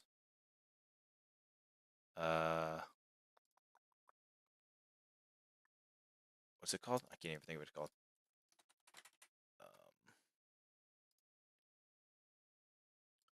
Can you remember the name off the top of your head? Not Herald. Dang, what's it called? Bruh. Work, please. Whatever you call it. A Hierophant. Aha. So, he doesn't have which one his Hierophant is. I think you need to select that beforehand. Yeah, so it's either going to be the High Priest or the Mortuary Priest, because it can't be anyone else. Actually, you know what? It has to be your highest level wizard, so it has to be the High Priest. There we go. We got it. So he's got 48 skeleton archers, and he's going to put the poison guy in there. This unit's good because if you're targeting a large target, the entire unit gets to shoot. Obviously, unless it moved and all that other stuff. Actually, no. I think even if it moved, I have to check that. But I think even if it moved, so that unit is super tough to chew through because there's 48 of them. So you'd have to do 24 combat res in one turn to actually just make them go pop. But then they actually have probably Indomitable 1 or 2 based on some characters. So you probably have to do like 26 wounds, 26 combat res above what they do to you. It's pretty good. That's a very hard unit to chew through because even if you do charge in there, you're just going to start raising stuff back up with a rise. Then he has a skeleton chariots, 3 chariots, a single chariot. No, sorry, 3 chariots, then 2 chariots. 19 Tomb Guard with full command and halberds, nothing else in them, so I guess one of the Necrotex is going in here. 2 singles Tomb Scorpions, 2 Caskets of the Souls, and only 1 Catapult. So basically he's gonna, I think he took Necromancy. Okay, so he's gonna lower your leadership, and he's gonna drop the Scream Catapult next to whatever he's gonna target. So you're gonna be potentially at like -2, 3, probably like -3, because you have the skulls, you have the vortex, and then you have a spell. So I think it's like -4, -4 leadership, and then he's going to do double caskets on you. That's mean, and yeah, that's good. Gross. So he's going to hold you in combat with whatever he needs. He's going to hold in combat what he needs to, and then he's going to just scream, or not scream, but lower your leadership and casket you. Pretty good. We're almost done. Getting there. We're getting there. You don't suffer any modifiers? I didn't see the +1 attack and hatred on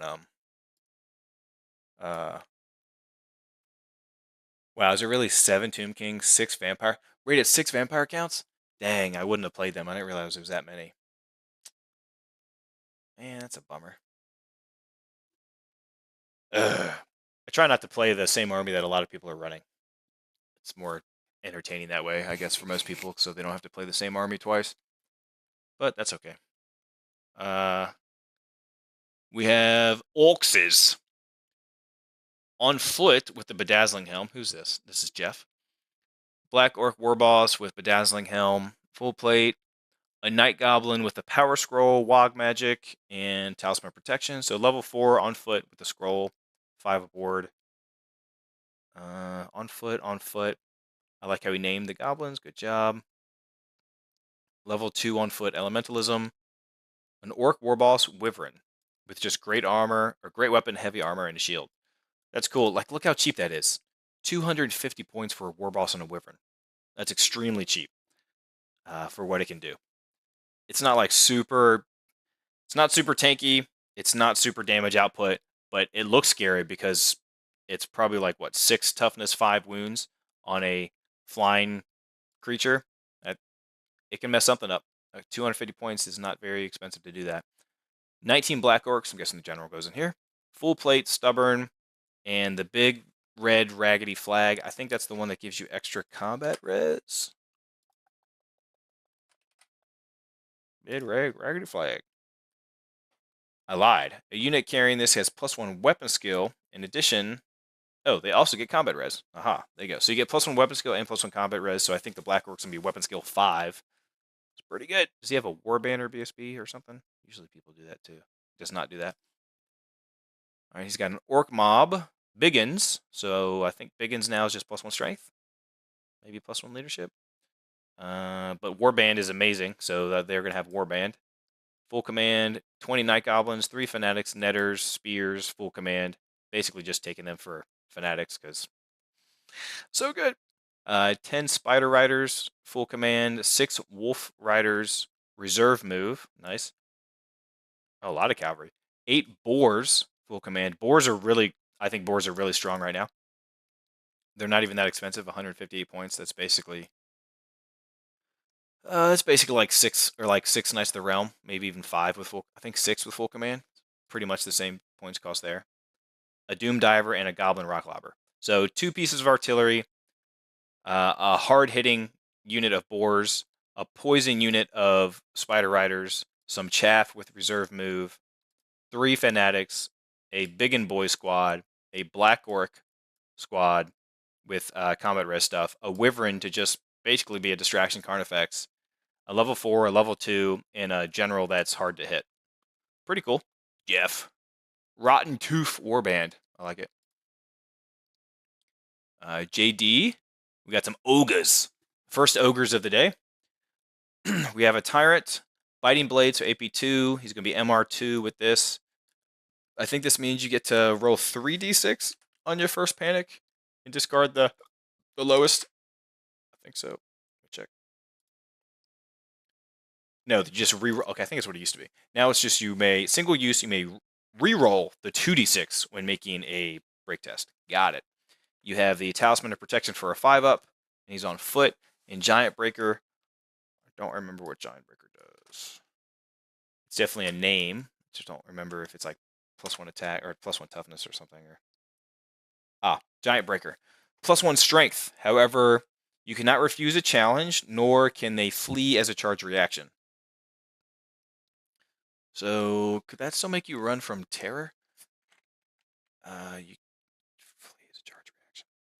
I would assume yes, because a terror check causes you to flee, and a flee reaction is different from a terror check. Yeah, so you can still flee. Okay.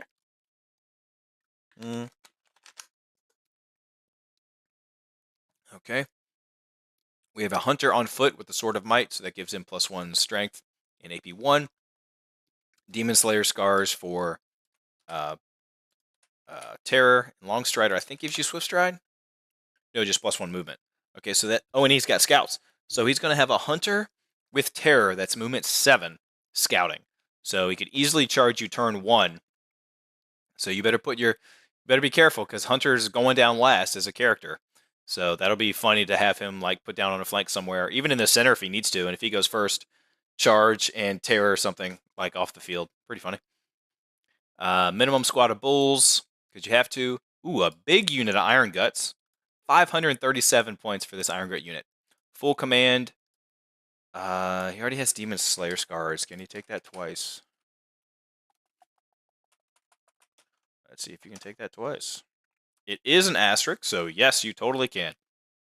So he's going to have that Iron Gut unit's going to cause terror, and the Dragonhide banner, which has changed since last edition, I think.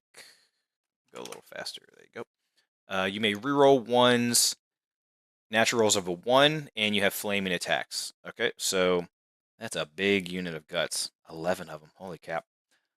Basically a bus, but he still has a unit of 3 Iron Guts with a standard and a champion. Maybe just uses them to big unit hits the front, and then he's just got 3 more Iron Guts just slamming the flank just because. And he's got a unit of 5 Saber Tusks. I think Saber Tusks. I think they have Vanguard now. Let's check. He did not. You have to pay for it. He did give you scouts though. Okay, so they might even run. Oh, okay. So I guess he could put his hunter in here. I think so. So his hunters could go in the unit of 5.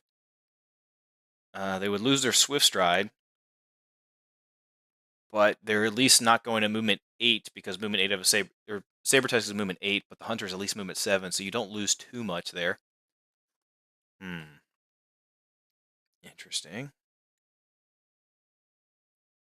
Okay, that'd be cool. I want to see what he does with that. And 2 Iron Blasters. So a Giant, a Gorger. Gorgers are great. Frenzy. I think they can ambush still. They can scout now. They can Vanguard too? Ew. Can you take both?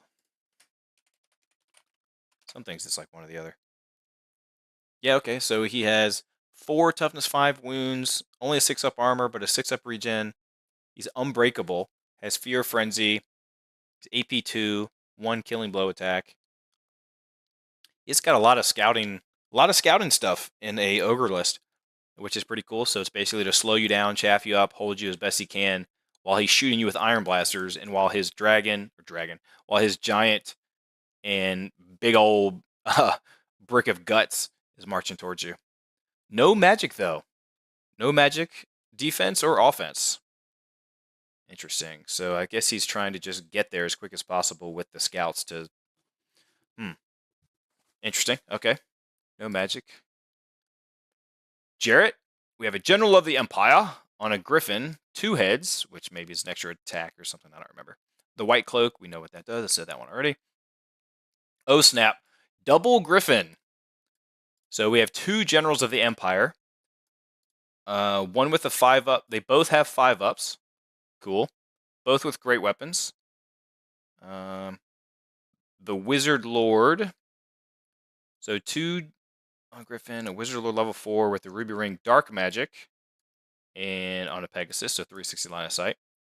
That looks sweet. You got 2 generals and then a Pegasus like in between them, like casting all magic missiles and stuff. Let's see. We have a unit of 12 Empire Knights, drilled and stubborn. I talked about it earlier. The Gleaming Pendant. Is that the one that lets you reroll your 1 failed break check? It's not very expensive, unless it probably changed more than I remember. Come on, you can find it. Gleaming. Oh, is that the one that's only Empire now? It used to be in the main rulebook, but now it's... Yeah, okay. It was just a... Yep, okay. Changed just the Empire. Got it. May reroll a single failed leadership check. And I think a terror check is a leadership check. I think so. You got 14 crossbows. Crossbows are good. 5 archers, 4 demigryphs, 2 demigryphs, and a steam tank. So 2 units of demigryphs, a steam tank, 2 chaff archers, 1 just anti-chaff crossbows, 1 decent stubborn and drilled knights, a level 4, and 2 griffins. Wow. That's pretty good. Okay, James. We have a... Oh, what, y'all say anything? What y'all saying?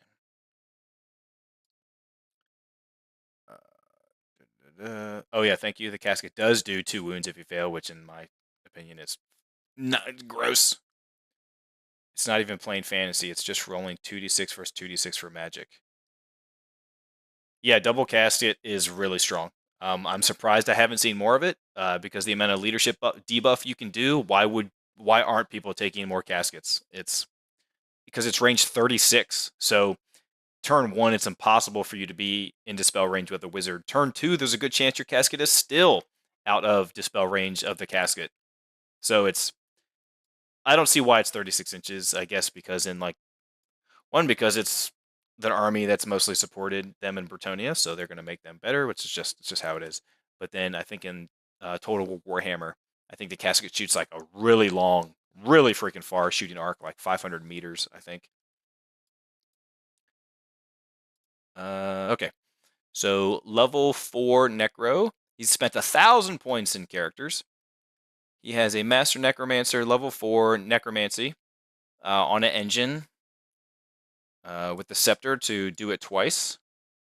To raise twice with a Ruby Ring of Ruin and a Talisman of Protection. Strong. I think the one I'm running is exactly this build. Then he has a Vampire account, Ogre Blade, Crown of the Damned, which gives you the 4 regen, but you're stupid. And I think Vampire count's only leadership 8. So good, he could fail that. On a Zombie Dragon, No vampire powers, it looks like. Nope. And then a White Lord BSB with a Charm Shield and a Burning Blade. So we have Mortis Engine.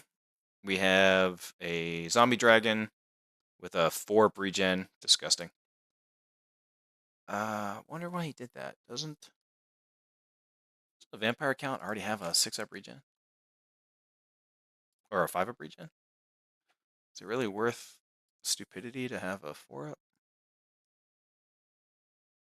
Where you at, Mr. Vampire Lord? He does have a 5-up regen. I don't know if it's worth... I think it's like 40 points to get that crown. 40. So you spend 40 points. You get stupid. You get +1 to your regen, but then you're stupid. Oh, it's 35 points. Oh, I'm an idiot. It's a 4-up ward save. Gotcha. Not a 4-up regen. Okay, I'm dumb. Yeah. So cool. So now that vampire count is going to have a... Is he a full plate? Full plate. So he's going to have a 4-up. Did give him a shield. So he's going to... Oh, he should have dropped the Burning Blade on the White Lord and given the vampire count the shield. Just a shield, not even a charm shield, just a shield. So he'll have a 5-up armor, unless the Zombie Dragon just has a 4-up. Basically a 4-up, 4-up, 5-up. It's pretty good with the Ogre Blade, so he's still going to be hitting hard. That's pretty gnarly. Let's see. A big unit of 24 Crypt Ghouls. I don't know if they're skirmishing or not. Same thing as the other guy, because I wasn't sure. Another unit of 10 Crypt Ghouls. Man, I guess Crypt Ghouls are that good. Seen a lot of them for vampires. 6 Dire Wolves. Dire Wolves are great. Very cheap chaff that have like movement 9 and Vanguard and reserve move. So you don't need to be able to march because you have reserve move. 2 units of 20 zombies. Is he exactly at 500? Nope, at 505. 5 Blood Knights. Better kill them all. He's going to race them back. With the Dragonhof banner, so they're going to have +1 to their regen. I think they have a 6-up base, so they'll have a 5-up regen. And the... did he take Charm Shield twice? Which yeah, you can now. Never mind. No, he did right here. There it is. But you can do that. It's an asterisk. And then a Terrorgeist. So 1 Terrorgeist, 5 Blood Knights, 2 Chaff Zombies, Chaff Dire Wolves, Chaff Ghouls, big block of Ghouls, Zombie Dragon, Mortis Engine. Seems good. Jackson, the thrice damned of Wolfcrag. Nice name. Circatrix? Circatrix, Flayer of Kings. Oh, another vampire counts. Okay. We have he made his vampire count a level 2 on a Nightmare with the Sword of Kings. I think that gives you Killing Blow.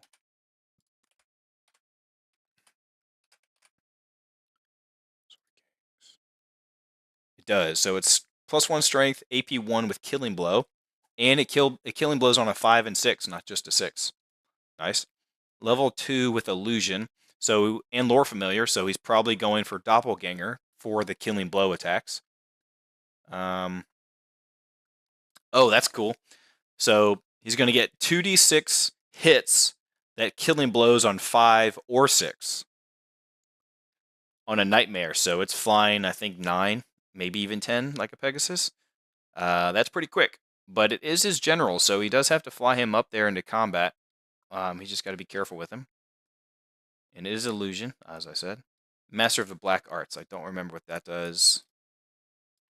Dark Acolyte lets him do the Invocation of Nehek, but I don't remember. Level 2. Oh, okay, so this actually makes you level 3. There it is. Okay, so now you're level 3 with the Lore Familiar, so you're +3 to cast, not just +2, and you have a 24-inch bubble. That's good.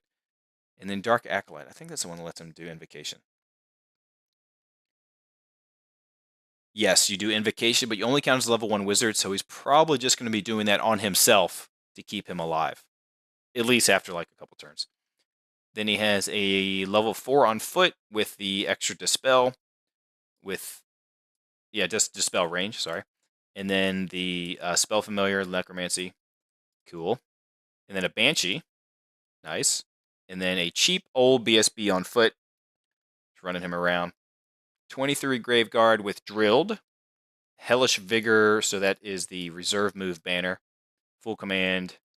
Great weapons. So 23 great weapons drilled. Nice. I want to see that come into play. I want to see Drilled come into play with them. 14 crypt ghouls, 20 skeletal warriors with full command, basically just to hold something. 2 units of 7 dire wolves, and a Terrorgeist and a Blood Knight. Okay, so Blood Knight, Terrorgeist, chaff, hold you in combat, can do damage, just be annoying. Definitely doing damage, because all these have it's not killing blow, it's cleaving blow. There you go. I think on a 6 they just ignore armor saves. BSB, Scream. Only has 1 Scream though. So I'm surprised he did Necromancy if he only has 1 Scream. Okay, cool. I like the fluff of the name though. Anyone that names their stuff, it's just more entertaining. Eric McDonald. Bretonnia. We have the Gilded Caress. I don't remember what that one does.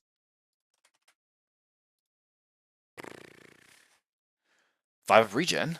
Okay, heavy armor, 5 of regen. So he's going to have a Morning Star. There you go. I love Morning Stars. I actually want one just because I think they're sweet. Not a flail, one like an actual Morning Star. Heavy armor, shield. So 5, 4 barding. So he's going to have a 3 up, 5/6 up, depending on the strength, and then a 5 up regen. So that's a very tanky guy with the Monster Slayer and Killing Blow. He has a level 4 illusion that gets to pick the spells with the Ogre Blade. Ooh, she's on foot though. Oh, I now see why. Because she has joined the unit of 39 knights. Holy crap. Oh, God, I can't wait to see that. Now, I wonder what they're using as the Knights of the Realm. Are they using... I wonder what they're using. Please tell me the 3rd edition ones. That would be amazing. But if they already have 40 assembled of the new ones, that would be very impressive. Okay, so just to find 4 boxes of those. So 40 Knights of the Realm on foot with great weapons. I think they're stubborn naturally, if I remember right. Full command and a war banner. Wonder how wide he's going. So, and then another unit of 10 men at arms, just because. I think that's just because you're mandatory to take 1 of men at arms or archers. I'm surprised they didn't take the archers. Since it's so small of a unit, I mean. Then 6 Pegasus Knights with the banner of Shalons, which is like, I think that's the one you have to take a leadership check, or it's like the stand and shoot one. Like it's either better versus missile weapons, or like you can't stand and shoot or something, and you have to hold something like that. 10 Grail Knights. Wow, you got chunky units. So 6 Pegasus, 10 Grail Knights, 40 Knights of the Realm. It's basically the list. And the Duke is probably going to go in the 6 Pegasus because it would look sweet. And no BSB though. Sweet. Very few amount of drops. 1, 2, 3, 4, 5 drops. So good chance they're going to get +1 to go first. Oh, but they don't care because, this unit could be in contention to not pray because the Grail Knights don't need it because they have the Grail Vow. So even if you don't pray, he could be going for that. And he took such a big unit here. He doesn't care about the ward save. Interesting. This could be a list that's built to not care about not going, or to not pray. Cool. Another Tomb King. This is Kurt. I played him round 3 at the RTT in Newport News, and World's Best. There it is. Let's see. We got a High Priest on a steed. It's probably in a big unit of skeletal horse archers, which he did before. BSB Serpent going in a unit of regular archers. 6 Ushapti with the bows, which are amazing. 10 horse archers. That's where the level 4 is going. 2 units of 5 skirmishers. 15 skirmishers. 30 archers. So this is where the poison guy's going for sure. 2 Necro Serpents, and he's going to do the ambush below. 1 Necro Sphinx. 3 Scorpions as I continue down. So lots of Killing Blow, Monster Slayer, all that stuff. 1 Catapult, 1 Casket, and 1 Necro Sphinx. So a Necro Sphinx, a Casket, a Catapult, 3 Scorpions, a second Necro Sphinx. Gross. No Dragon, so instead of going with dragons, he went with more shooting, and he's backing himself up with more magic and Necrosphinxes instead. That's cool. I've seen it does well. He's a smart player too. He doesn't make too many mistakes, if any. But last time we played, he rolled pretty crappy. I rolled pretty well, and it was the Chaos Dragon. It's just stupid. Charles, another vampire counts. Okay, I might want to change my list just because I'm tired of reading. I'm tired of reading Tomb Kings. I'm tired of reading Bretonnians, and now I'm tired of reading vampire counts. I want to see something different. What have we not seen? I haven't seen a single Skaven. I haven't seen a single Dark Elf. I haven't seen a single. What else I haven't seen? Ooh. I have to look because there's like what 16 armies, and I've read so many of the same ones. There's no high elves that I've seen, so no high elves. Like several Empire, a couple dwarves, multiple Bretonnia, only one wood elf, which is cool because at least one is good. Couple orcs, not many. A couple warriors, couple Tomb Kings, couple Beastmen. So I think I've only seen two Chaos Dwarves, one Demon of Chaos, no Dark Elves, two Lizardmen, ogres. Just one ogre, 0 Skaven, so many vampire counts. Okay, interesting. Charles, we got another vampire count. We got the Sword of Kings. We know what that does on the 5 or 6. We got the Crown of the Damned, which is the 4-up ward. Supernatural Horror, I think that gives him terror. And he's on a Nightmare. He's got the to make him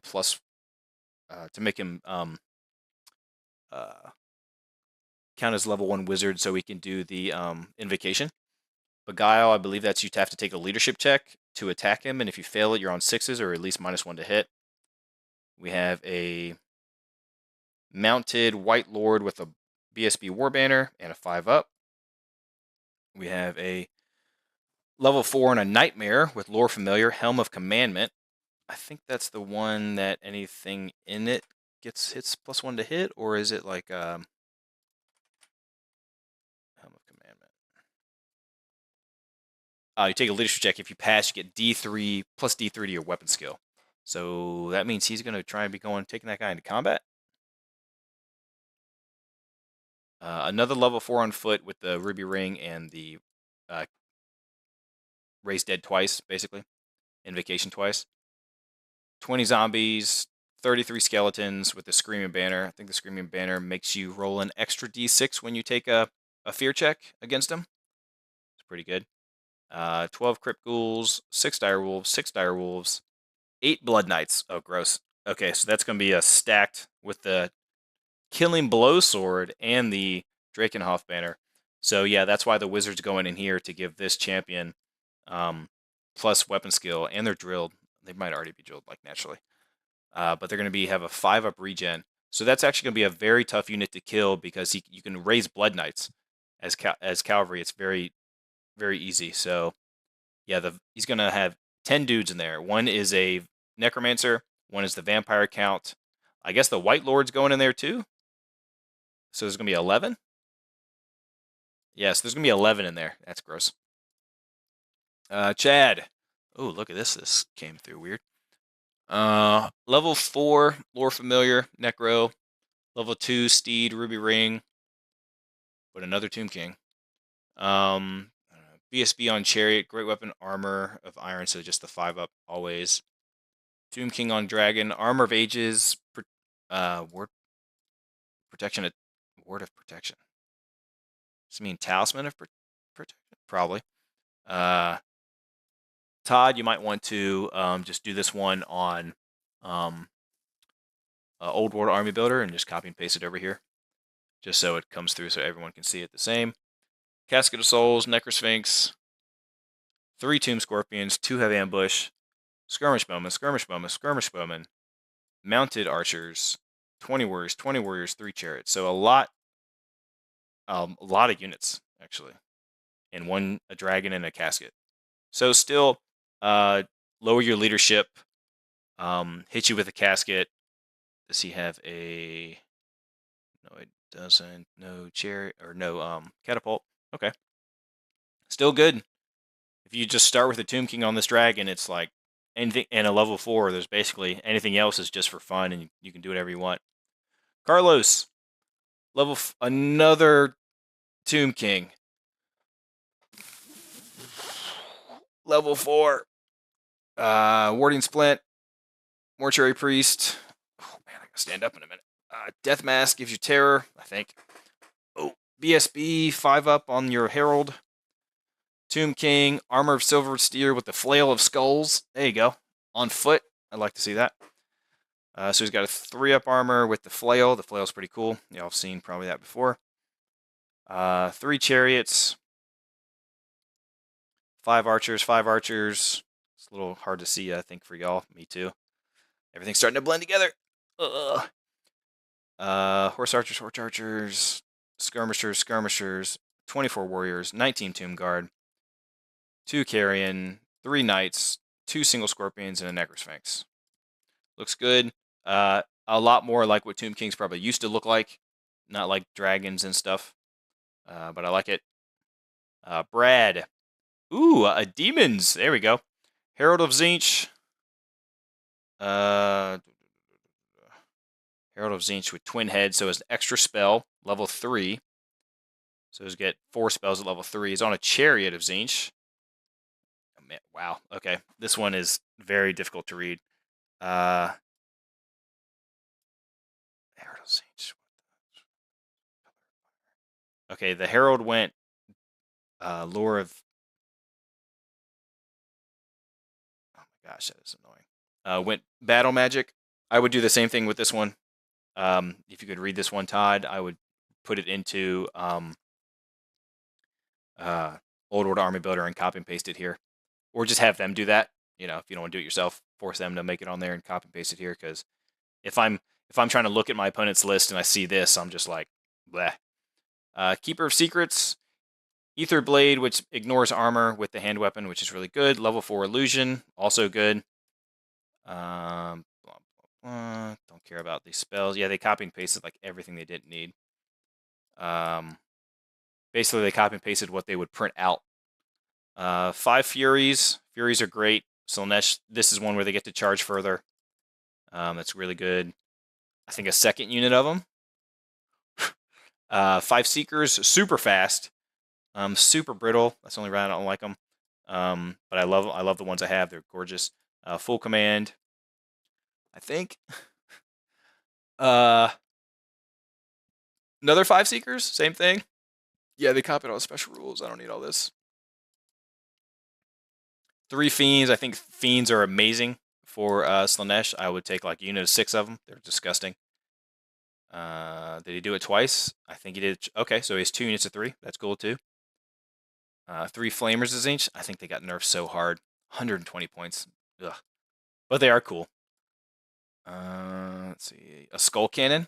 So he's got Tzeentch, Slaanesh, and Khorne. But no, I don't think any Nurgle. And yeah, there you go. Okay, I'm leaving that one. That one's confusing. All right, this one's my list. I named my guys whatever. We have a Mortis Engine with the Skull Staff, a extra spell, and the Ruby Ring. So 5 spells with extra dispel range. Oh, this can't be right. Nope, this is totally wrong. I submitted the wrong one because these two. Yeah, I can't have Ruby. What? Is that right on my phone? Hold on. One needs to have the 50-point item. Maybe I should have double-checked myself, huh? Where are you at? Cheater! Cheetah! Yeah, it's right on my phone. Okay, I don't know why it's not right there. So one is supposed to have the Talisman of Protection, the Skull Staff. The other one is supposed to have the Scepter and the Ruby Ring. So this one, Skull Staff, this is not supposed to be the Ruby Ring. This is supposed to be the Talisman of Protection. Okay, so that's the only difference here. Okay, so I have 2 on Mortis Engines, because screaming. It's disgusting. So, okay, we have, this is just a Vampire Thrall, BSB on foot, with a Charm Shield.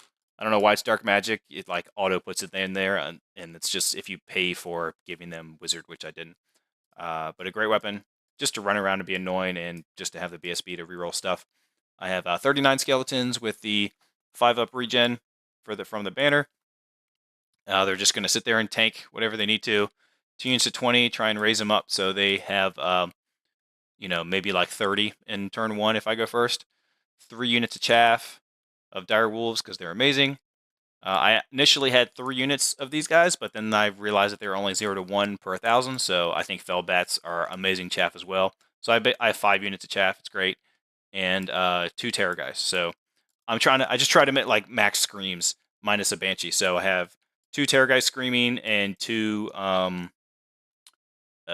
Mortis engine screaming and 2 level 4s, just casting a bunch and screaming at you. It's basically my list and my plan, just to have fun with that. Anthony, another vampire count. This one's double Mortis engine too. Oh my gosh. So double Mortis engine and a vampire thrall, basically the same thing as me. That's pretty funny. Difference is that's literally the build that I was just talking about that I have. The only thing difference here is they took lore familiar on this one instead of the raise invocation. Thank you. Thank myself. 2 units of 24 crypt ghouls. That's cool. And 1 unit of 20 zombies. Seems like crypt ghouls might be the thing. I should read them a little bit more in depthly then. 5 units or 5 blood knights and 5 blood knights. Oh, that's it. Okay. So 2 units of 5 blood knights, 2 units of 24 crypt ghouls, 1 unit of zombies, and 2 mortis engines. Sounds good. We're so close. We're so close. Okay, 3 Andrews. First Andrew, Bretonnia. Gauntlet of the Duel, -1 to be hit, and reroll hits with the Virtue Heroism. That's cool with Virtue Heroism. That's good. And then you like have to do challenges and can't be denied. Level 4, Lady Sophie. Prayer Icon, I don't remember what that does anymore, but the Falcon Horn. Level 4, Illusion. A Paladin. Rerolling 1s. Gauntlet. And that is an asterisk, so you can't do that twice. Virtue of the Ideal. I don't remember what that one does. I'll look that up. Virtue of the Ideal. Gives you +1 weapon skill, initiative, attack, and leadership. However, you can't join a friendly unit. Hope he remembers that one. There's little things like that you can easily forget. Level 2 on Warhorse with Illusion. The Grand Guard. 24 men-at-arms, full command with the Grail Monk. Did not pay for the Tripark thing, whatever it's called. Interesting. I guess that's because I think it counts as a champion, so maybe just double accept challenges or initiate. 2 units of 10 Pegasus. Sorry, wow. 2 units of 10 Bowman. I saw Peasant and I said Pegasus. That's how long I've been reading army lists this evening. 6 Knights of the Realm, full command with the it's like the hold, stand and shoot one. I hope that's right because I've said that like every single time. 6 Knights of the Realm, full command war banner. 5 Squires, so just more scouts, but they have fire and flee, which is cool.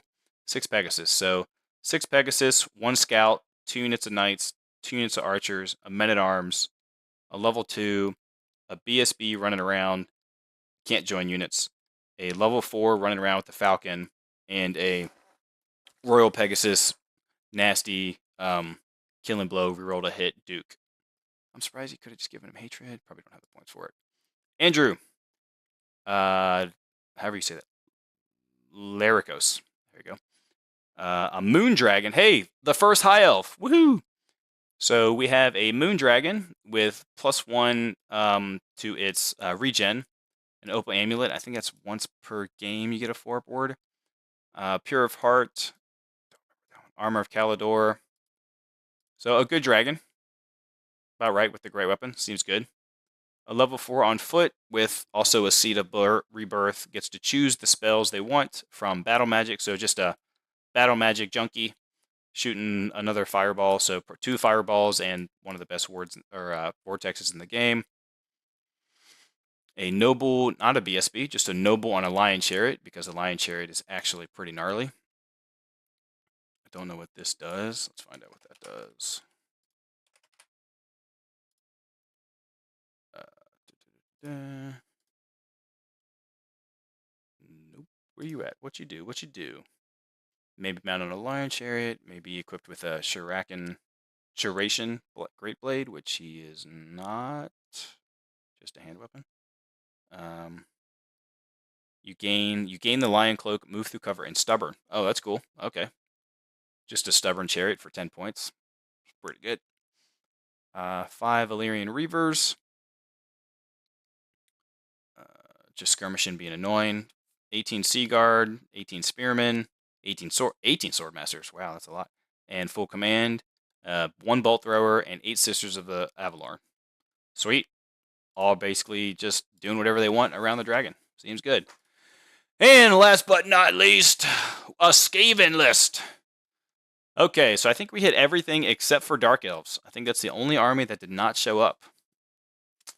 Sad panda. That makes me want to not play Vampire Counts and just run Dark Elves because no one else is running them.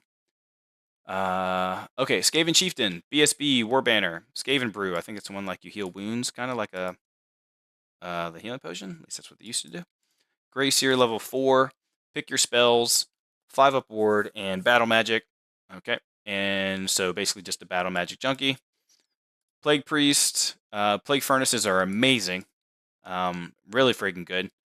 So people are gonna get caught by surprise with how many attacks and how much damage that thing can do. And Dark Magic, so I think that's the one where you can teleport characters. It might be Demonology. Warlord with the Fell Blade. Oh, that's even though the Fell Blade I think got nerfed a little bit, it's still gonna hurt. 27 Storm Vermin with the Grand Banner of Superiority. What's that do? Oh yeah, they're just an army of infamy. Let's see, what's it do? Oh, you get D3 combat result. That's cool. So if you have a BSB, right, with War Banner, so basically we have D3 plus 1 combat. So D3 plus 2 banners. So plus 3. So D3 plus 3 combat result just before like ranks and anything else. Pretty nice. 20 clan rats with a rattling gun. 20 clan rats with a rattling gun. 10 giant rats. 7 gutter runners. I wish they didn't nerf giant rats. I was going to run like a bunch of them. I think I own like 50 or 60 of them. I was going to run like a ridiculous amount. It was going to be hilarious. And 1 hell pit. So a hell pit, some scouts, some chaff to be in your way. Basically just 2 units to get 20 rattling guns. A good tanky, high combat res unit with the Fellblade guide in there. A nasty furnace, a level 4, not sure where it's going to go. And then a BSB in the unit. It's pretty good. All right, you scallywags. I am exhausted. Yeah, so 3 armies make up like half the stuff. Todd said 13, 18 of the armies are either Tomb Kings, Vampire Counts, or Bretts. That's ridiculous. So it's not half because there's what, 46 players, so you'd have to get 23, and I think there's, how many did I say? 13, 18, but almost. So it's like a third of them, which is ridiculous. So thanks for joining, guys. I hope y'all got to pick up some of that. I wish Todd could have like joined. It sucks that he couldn't get the audio working because, one, it would have been nice to have someone to bounce ideas off of and talk back and forth, and I would have saved my voice. But I was happy to do that for y'all. So please like and subscribe. Also, go to BCP if you want to just look at the list. It's open for y'all to do now. There's still a couple spots left, I believe, and it's next weekend. I record as much as I can because I will be playing, so it's going to be hard to do everything. I'll probably do the same thing I did for the Adepticon, which is just like record turn by turn recaps as I'm going, and they're like moving and doing all their stuff. And then the Nova Open, well, actually Todd is running another event. I think it's June 1st down in Newport News. Then at some point I'm going to run another one, but this one's going to be up at Game Garrison in Fredericksburg, so it's more north, so the people that were like drove like 2-3+ hours don't have to drive as far.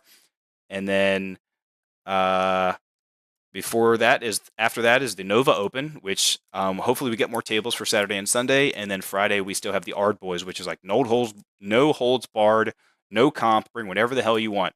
Well, thanks guys. Until next time, stay